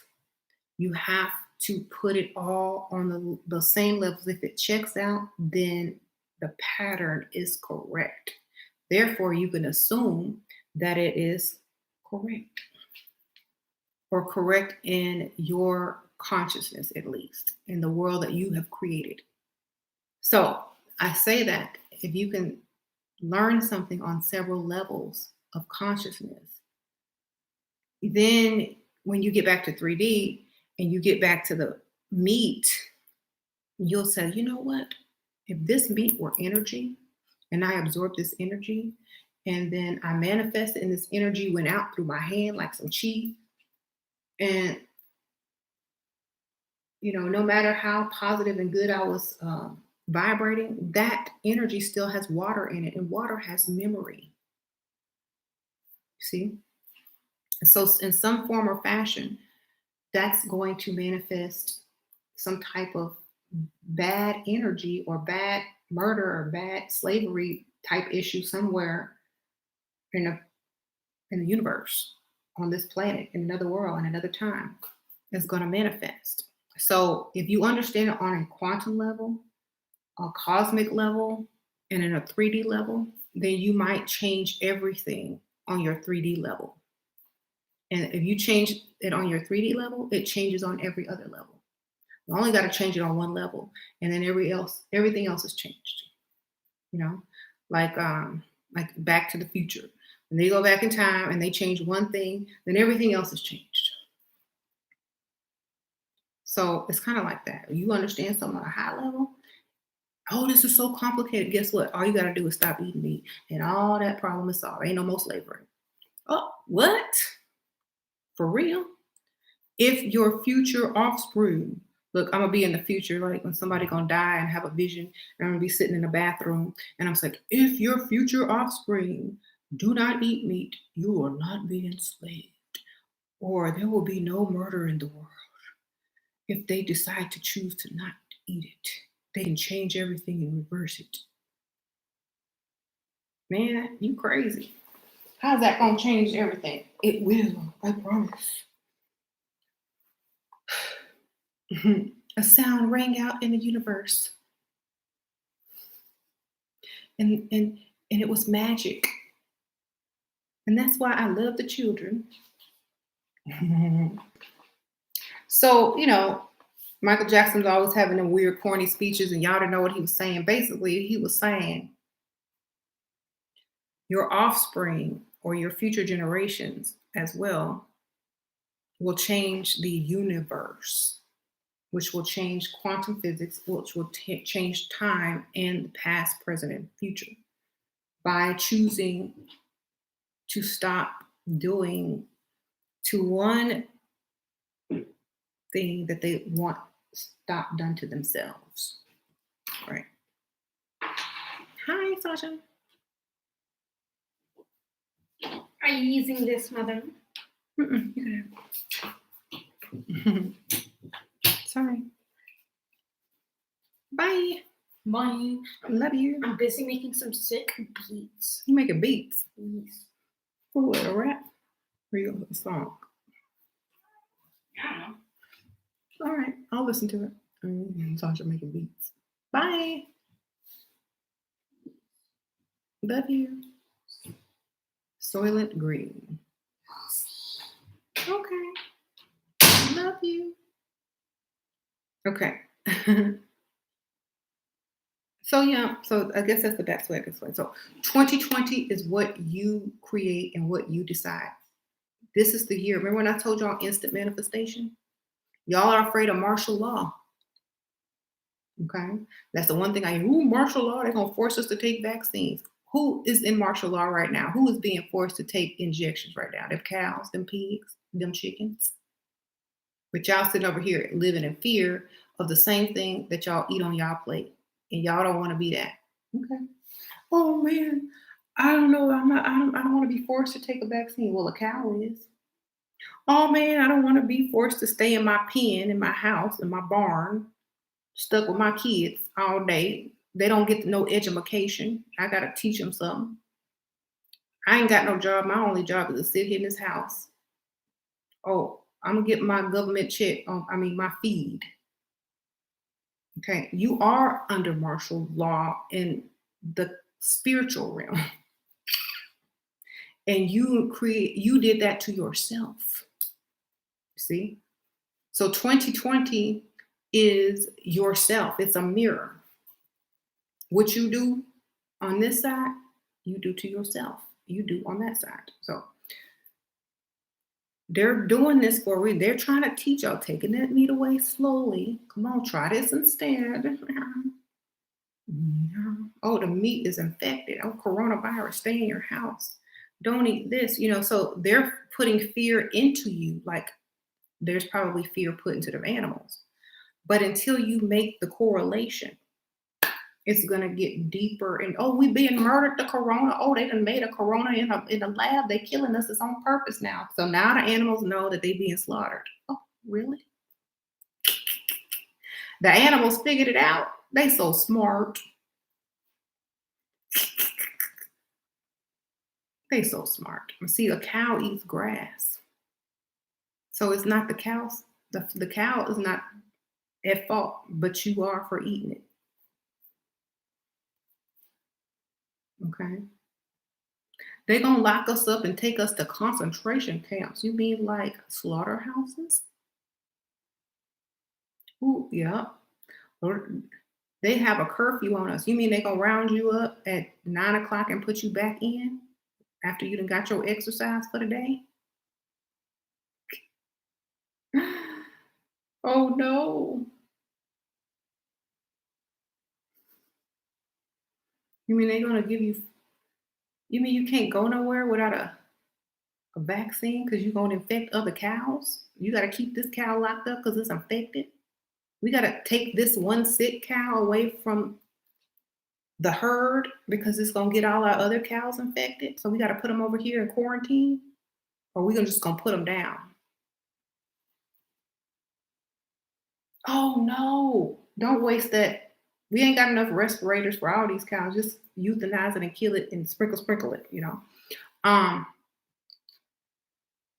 we're overpopulated anyway because these people ain't buying up as much meat anymore because these crazy plant-based people out here eating Beyond Burgers and stuff. So we got all these cows backing up and they're getting too close to each other. And everybody drinking almond milk now. So, I got all these cows that, are having babies snatched from it and producing milk, but that milk is rotting on the shelves. So, something's going on. Oh, but now let's do this to the humans. Coronavirus is getting real. Okay, now all of a sudden people are buying milk and stocking up on meat and filling their fridge with meat and milk and toilet paper. And then the very virus that kills them is the makes you sick by drowning you in your own mucus, which is caused by milk and meat, dairy and meat, and a low immune system, which dairy causes. So guess what? Y'all are doing the same thing to yourselves. It's a vicious circle. The government is doing to you what farmers do to cows. You ever wonder why they call people sheep or cows? Because that's what they're doing. It's an experiment. It's a giant. Let's see if these dumb idiots realize they cows too. And if they stop doing this to the cow, we'll stop doing this to them. Let's see if how smart they are. Let's do this experiment with these lab rats to see if they wake up. Let's see if their intelligence grows by doing the exact same thing to them as people do to the cows, as they do to cows. Let's see if they wake up. Right. Okay. Yep, they're sheep because they don't have a mind of their own. And cows are one of the dumbest creatures. So they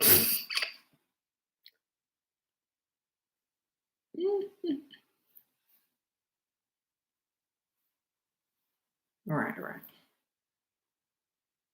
All right, so I have to put it in those terms so that people can understand, but I'm getting ready to go. I will see y'all later. I hope that this helps you want to research more. I'm not trying to convert you. I'm just trying to alert you. That rhymes. I'm not trying to convert you. I'm just trying to alert you.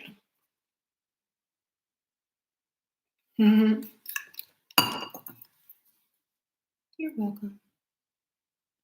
You said chickens are fearful creatures. Oh, yeah. That's why they call you a chicken when you scared. Hmm.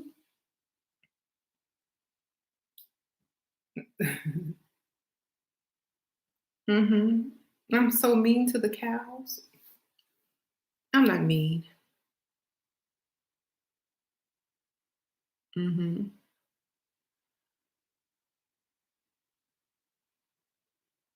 Hmm. Now, like honestly, like now I know some of our body probably asked me about leather and all that stuff. Well, knowing what I know, yep, the leather industry will probably go way down when the meat industry goes down. And it's like, okay, you'll start to see that decline. Hmm. Have a wonderful night. Hmm. And remember, what you said wearing anyone's skin is sick. True. Hmm. Well, a lot of designers are now making like vegan bags, so they don't have leather bags. They have options, I think. So if y'all want to do that option, you can ask about it. If you go to a store and then, do you have any vegan options? Because I know, like, okay, so like Louis Vuitton, they have the plastic Louis Vuittons, they have the canvas, they have like different materials, right? They also might have a vegan version of the leather. I don't know, but they do have different choices.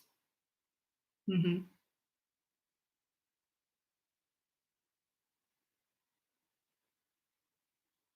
There was a new video about meat companies closing down. Yep. Well, I mean, if you're creating your own demise and you haven't realized it yet, somebody got to do something, right?